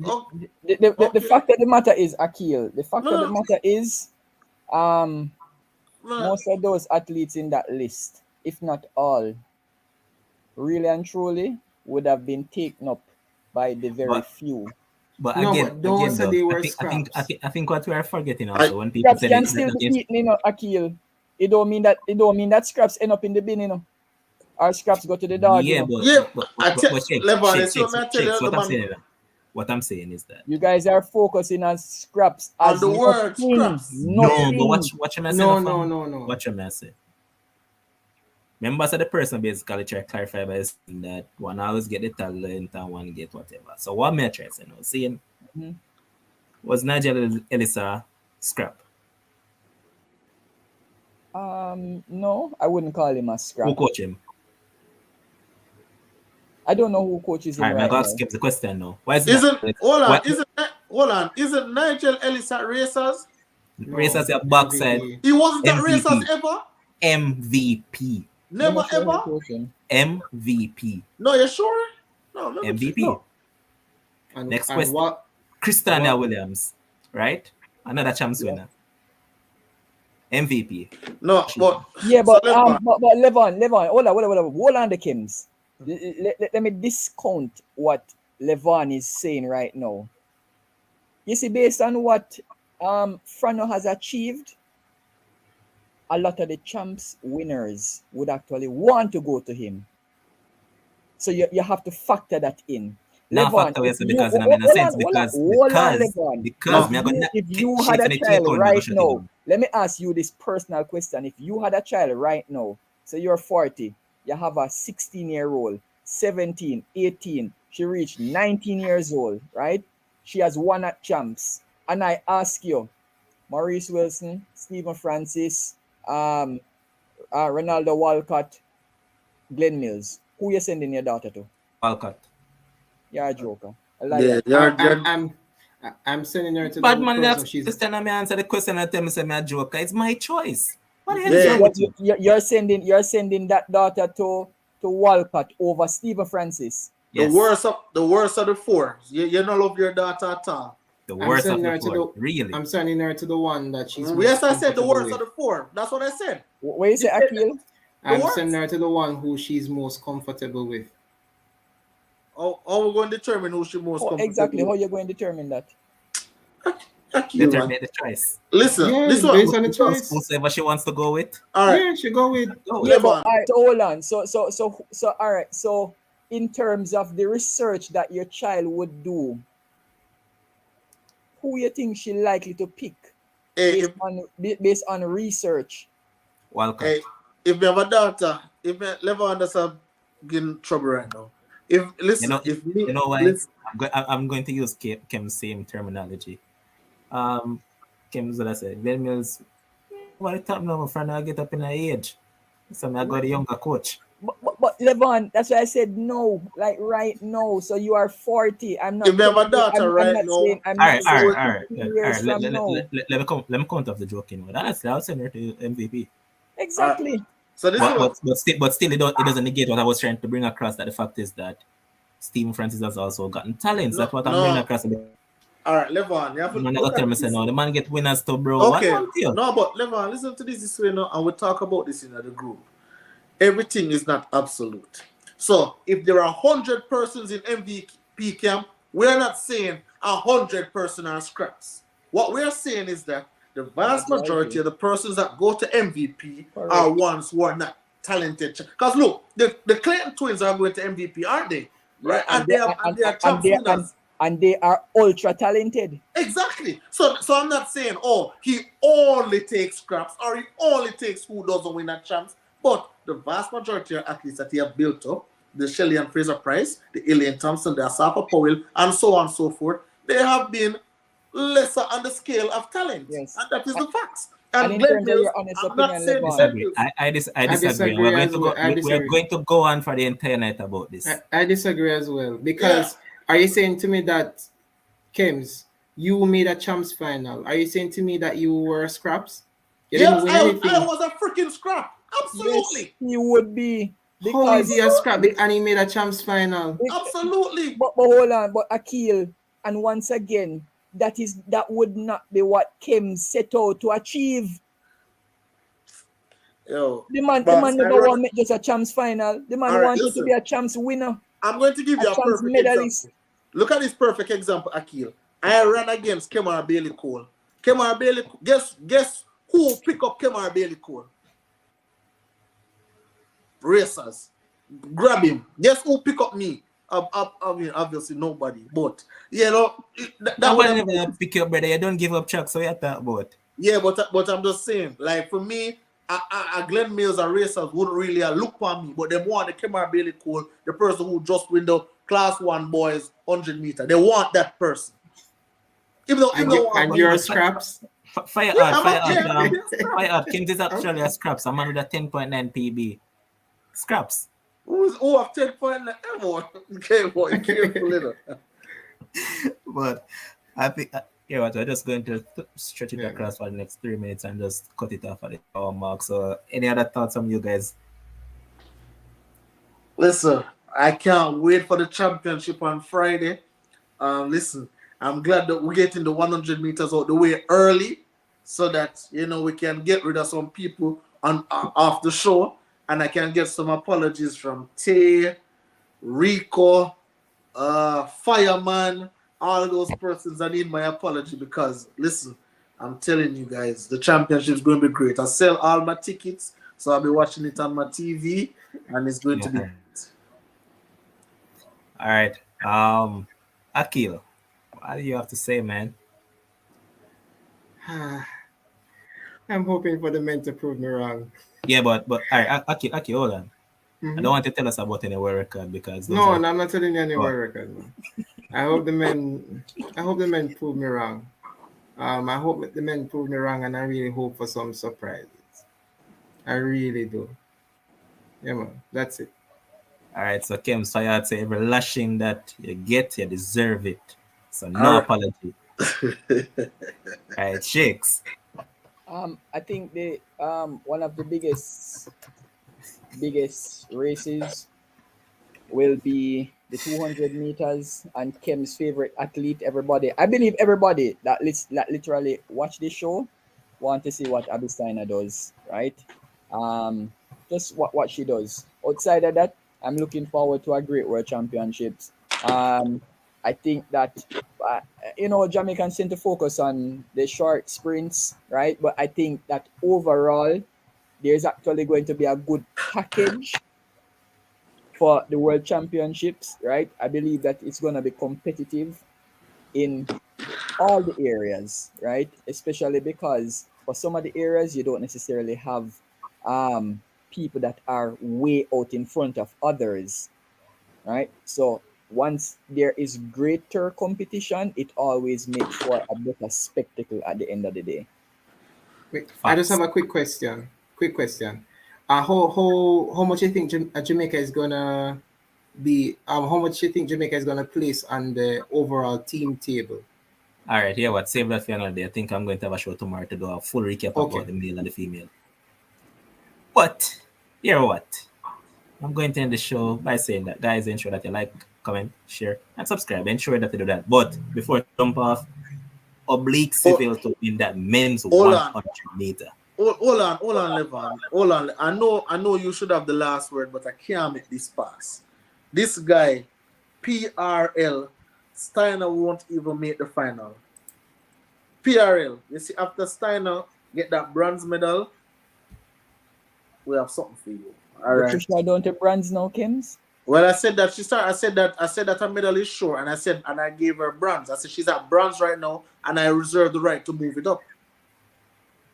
All right, Kerley, now we have to keep your company. Ensure that you subscribe, man, to be notified whenever I go live. So one thing, people are still on the stream, so ensure that you like the video before we go, man, and be in tune to actually see some surprises. You're going to have people coming here with clown suit. You're going to have people coming with bag on their head. And you're going to have people hiding away from the show, some with tape over their mouth and all that. So prepare for some entertainment and keep supporting us. Again, Oblique Seville to win that men's 100 meter title. That's it. Until we see, peace out. Big up them, Kems, Akil, Ryan, Shakes, and the man behind the scenes, Josh, God makes it possible. Big up. See you all.